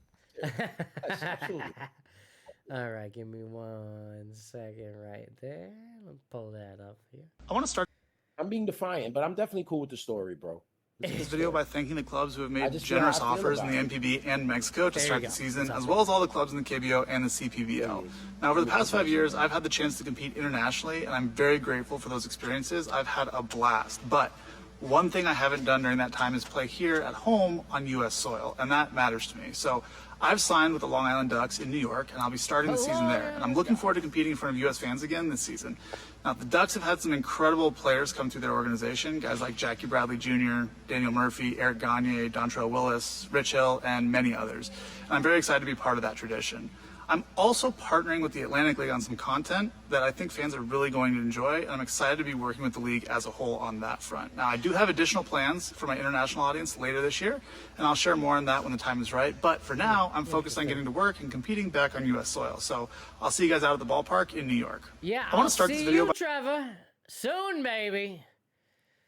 I'll be very critical. No, I'm not. I honestly, you know what? It's a cool opportunity for me to go see a former Major League Baseball player up close for very, very cheap. I think tickets are like $35 a pop. And I could get a beautiful seat, you know, and just watch him play. You know, it's pretty cool. I don't think I've ever seen Trevor play. So this would be the first time I'm actually seeing him. Yeah. He sounds like a different guy than it was. This situation has changed him. He sounds very humble. He's in his next stage of life. He understands that it's, you know, the major league dream is over. No. You don't sound like a prick though. He used to sound like a dickhead. Yeah, right? You're right. He used to have that demeanor. He's definitely humbled by the whole scenario, but he also understands like maybe that's not him anymore. Like that's not his mission. You know, I like the fact that he actually is planning on doing something with his international fans, being that he did play internationally for so. I don't know what that necessarily means. So, you know, he's leaving you on a bit of a cliffhanger there about what he's going to do with the international fan base. So, Gino, man, too. Gino would like Trevor Bauer. Gino Trevor Bauer guy, too. All you guys, man. You guys, man, screw that guy. No, listen, I mean, you know, Trevor Bauer, when, you know, in his heyday before everything had happened. Remember how he was on the Mets? You know. He's making fun of them? No, he was phenomenal, bro. Like, He's on the Mets. So he's acting like he's going to sign there? Yeah, I know. You know, it's not the first one to do it either. But, you know. Yeah. Listen, you know, that's in the past. I know. I just... It's interesting. It's intriguing to me, especially everything that transpired with his domestic abuse case, the whole nine. You know, I mean, he seemingly proved that he was not guilty of everything. There's a lot of proof that came out after that, but for whatever reason, you know, baseball banned him. You know, the word was out. Don't let him back in, and you know that remained to be the case. And you know that idea of him returning to the league, it's far gone. I mean, he's a bit up there in age. It doesn't even matter anymore. He's not worth the buy at this point, even though he's agreed to play for league minimum. So you would think, you know, some team would take a flyer out of him, but they just don't want the publicity. Yeah, right. There you go. You know, that's what it is, and you know, it's totally understandable. But it does kind of show you like that these minor league affiliates or these independent league, you know, ball clubs, they're like, yeah, fuck it, you know, cool. Oh, you know, up the tickets to the Ducks. Yeah, no. Listen, I bought tickets to the Long Island Ducks. You think I was gonna go see the Long Island Ducks? Well, they gotta get their money, right? Just like Jaden Ivey. And they're gonna watch him play and be mesmerized and not give a damn. Yeah, Jaden Ivey gonna be playing in China too soon, so don't worry about that. And then they're gonna love him if he goes there. You know, for his sake, I hope damn well he does. Maybe he'll learn a bit of culture and you know, I don't know, meet a brand new beautiful Asian wife and live happily ever after. I don't know. They'll fucking resurrect a statue for Jaden Ivey. All right. He's 23. He'll be all right.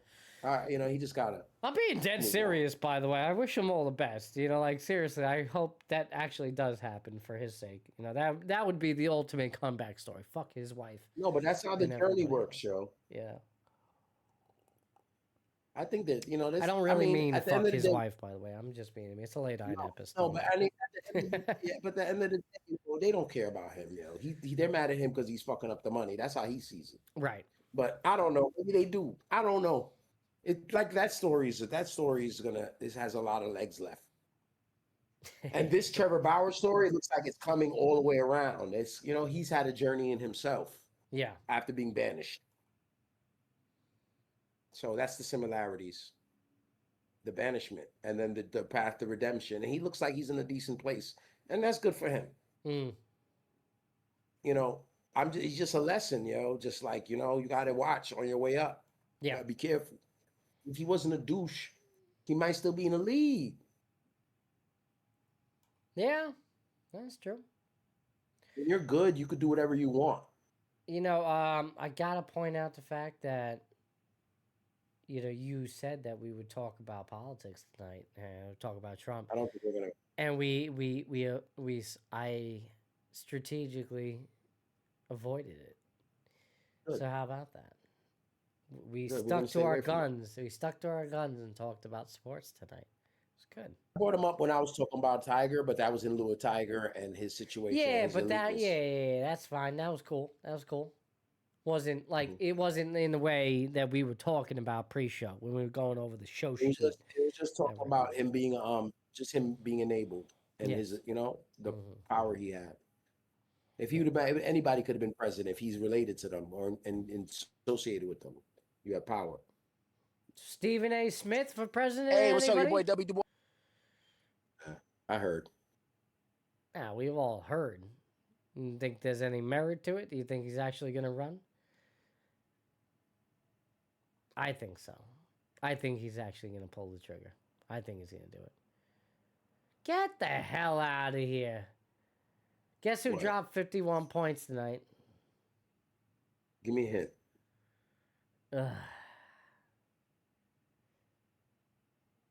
Is it a career high? It's definitely a career high. It's the first. All right, how about this? It's the first teenager to drop 50. Oh, Cooper Flag. What? Cooper Flag. Nah, he got it. Son of a bitch. Yeah, it was too quick. I knew it was Cooper Flag, and it was a West Coast game. Yeah, the Cooper Man. Let me play the highlight. 19 for 30. 51 points, 6 rebounds for the Cooper Man. God damn, bro. This kid's the real deal, man. What a hell of a year. Cooper Man. Look at him flying high. Hold on. From a shooting standpoint. Oh, let's go. Yes, step back three. Back in January in Berlin. Or go outside. That's what he's doing, going outside. Well, no teenager has ever scored 50 points in an NBA game. There's a chance for it right here, right now. It's happened. And one. This guy always has these the youngest player in NBA history with 50 points in a game. I'll get it back to him. There you go. Swing pass, Clay. Cooper. From a shooting standpoint. Oh, let's go. Yes, step back three. Bullseye. Back in January in Berlin. The Magic are winning. The Magic got Franz Wagner back. Yes, the last game. I don't know. They're giving up on him, though. I feel like the vibes. Franz. The people don't know I think the coach is going to get fired. I think Jamal Mosley is going to get canned after the season because they've been in the same place for about 3 seasons now. Well, I was about to ask you, why would they keep him? Right, exactly. Yeah. They've been in the same place 3 seasons. They're going to get in the playoffs. And not for nothing. You got a guy like Tibbs out there still. Right. And he might be what they need. Mm-hmm. Yeah, for sure. Then they've had Desmond Bane has had a phenomenal season for them. He's been a bright spot. Acquiring him from Memphis, he's been so solid. He shoots phenomenal. He gets points. He's a great player. Yeah. But seems like they have 3 perimeter players because Paolo's pretty perimeter-ish. Baseline to the 3-point line. Elbow to the 3. Then you got Franz Wagner. I think you have to deal someone, and I think it should be Franz. They're going to deal Franz. Yeah, well, he's good value, and I like Franz, man. They need a big. Everyone needs a big with Wemby now in the league. Yeah, well, You need a big.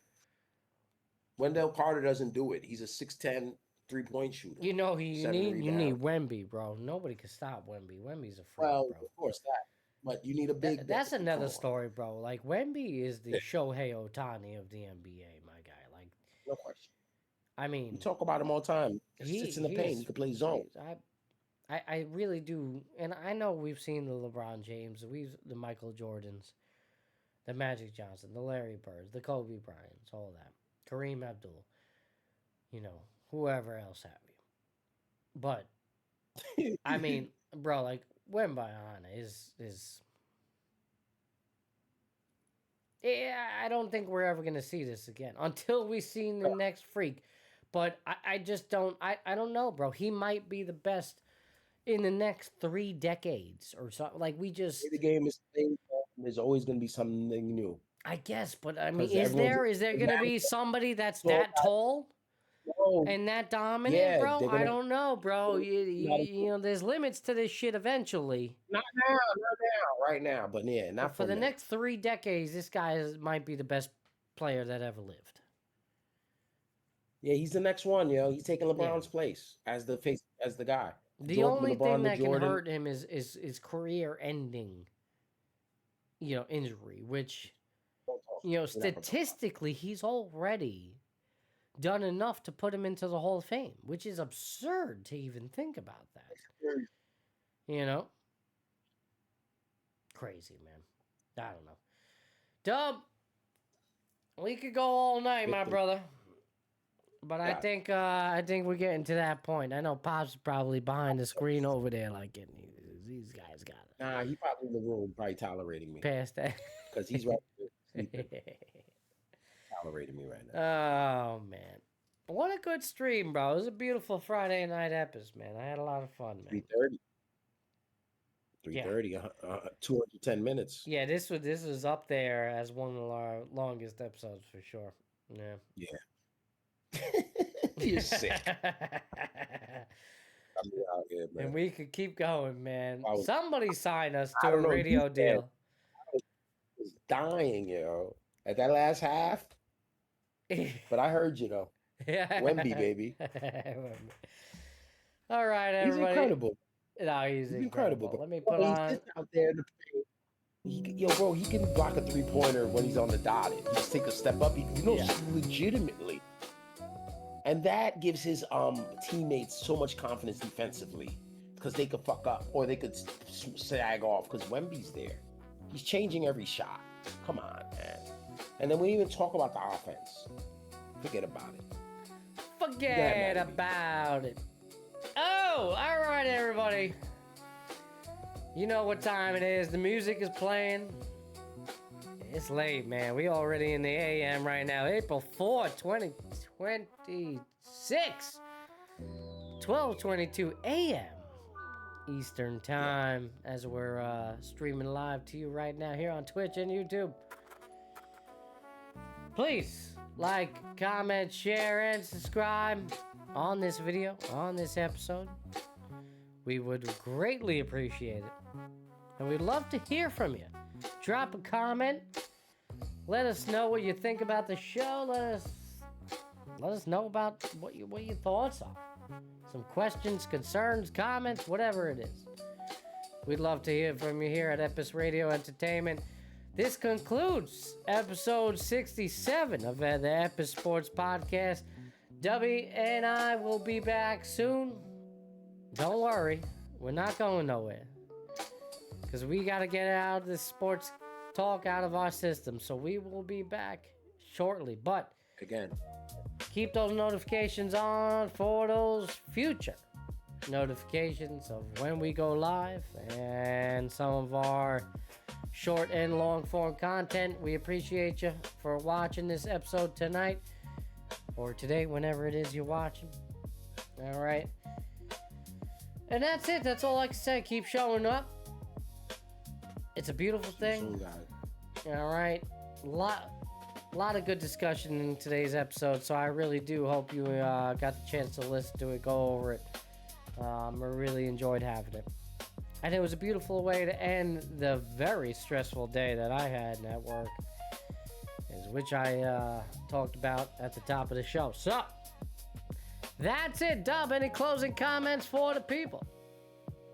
Good, guys. Keep showing up. I'll see y'all soon. My man, pots and pans, baby. It's a beautiful toast, bro. You guys soon, man. Cooked, as the kids would say. Oh man! All right, I'm gonna hit them with the Epis special outro, man. I love this song. Vanilla, Searching. Look it up. All right. It's your boy, Matty B, Epis Radio Entertainment, W. Dubois. Good night. Keep showing up. Wake up! You can't remember where it was. Let this dream stop.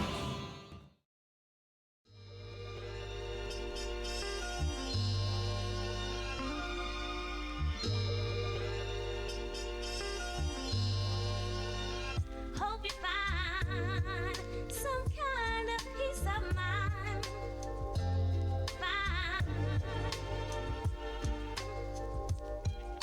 And hope you find some kind of peace of mind.